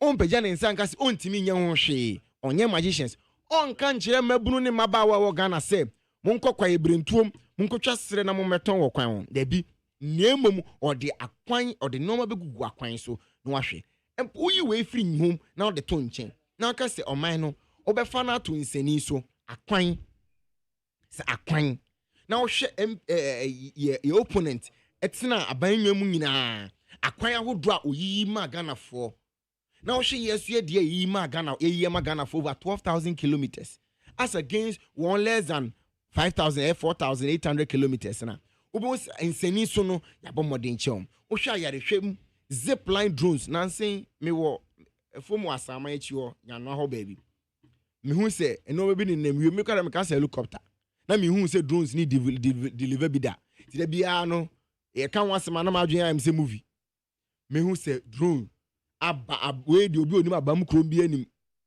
chip company si ono na deliver baako ekyire sɛ wɔ waka obi me hwɛ mani am me hu sɛ foforo ba mes na kyerɛ sɛ wotin kran ni kumase a wo kyerɛ wadwen na ɔka wasɛm a anhwɛ no mebu a unhu da no mebu abadwen sɛ emfaso bi ani so na emom me a metie kurase a me hia mogya ntoa de ahwɛ me yarefo me pemfo bi a ɔkɔ wo no me hu sɛ drones no aba na deliver drone no ama na agye me yere a onyema ɔkɔ wo nkwa ama wonya mogya uti hɔ na wani nso saa de na me ɛbɛyɛ me nwanwa kakra nti me a metie kurase mani bɛso Ghana for won kurase Ghana ni no on titi achi nso won so ka Ghana ho nti won so ani bɛden ɛbɛso saa sensen we nyina na wo hwɛ education sesi ame no ka sɛ okɔ colleges of education mu a emu nye o by anye kura no 300 bed accommodation project a ɛkɔ so any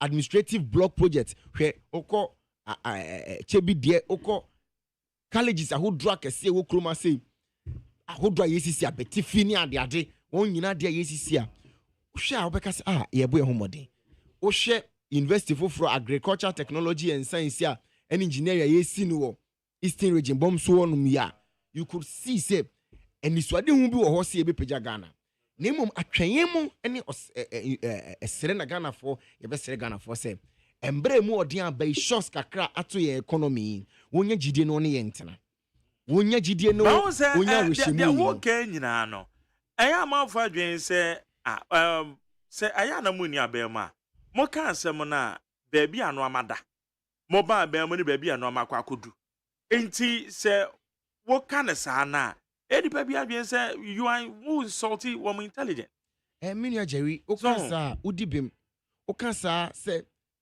so opposition kasaye any government kasaye enye pa udibem enyina eti na no your former president ainsem kan ya o kan jo mama nsem o kan say opposition akasa nko pa aban so a o kan de ebe ye nkrofo de no o de ato ama ewom sa na emum de bia me kase insunsuye a eda leadership mu when challenges come it enye say obi ba beji abanwa challenges bi amada no ma mienu na me pese me twi Ghana na bi adwen so challenges dodo a eba ene kwan a ye fa so approach challenges any difference no it is a power crisis na we face here what do you do se me no ka South Africa for doom so ekoso there is this obi upman and saso no wapen baby atena na ekoso it said there 2 years some few years ago I had seen a sumu be 3 years plus and no difference no enti enti se yen ye ba yi amane ma eya chopa eni sire ne yesire Ghana for say ye ba ye no o hwe adwuma ya ye na o hwe adwuma your opponents are ya enye pe from sector to sector you may say the mean common or send ma and 9 and enya free SHS so for so and this in inche ade direct in sa etimiaka it dey ye chire say oba o man to ye ma amane ba yempo ya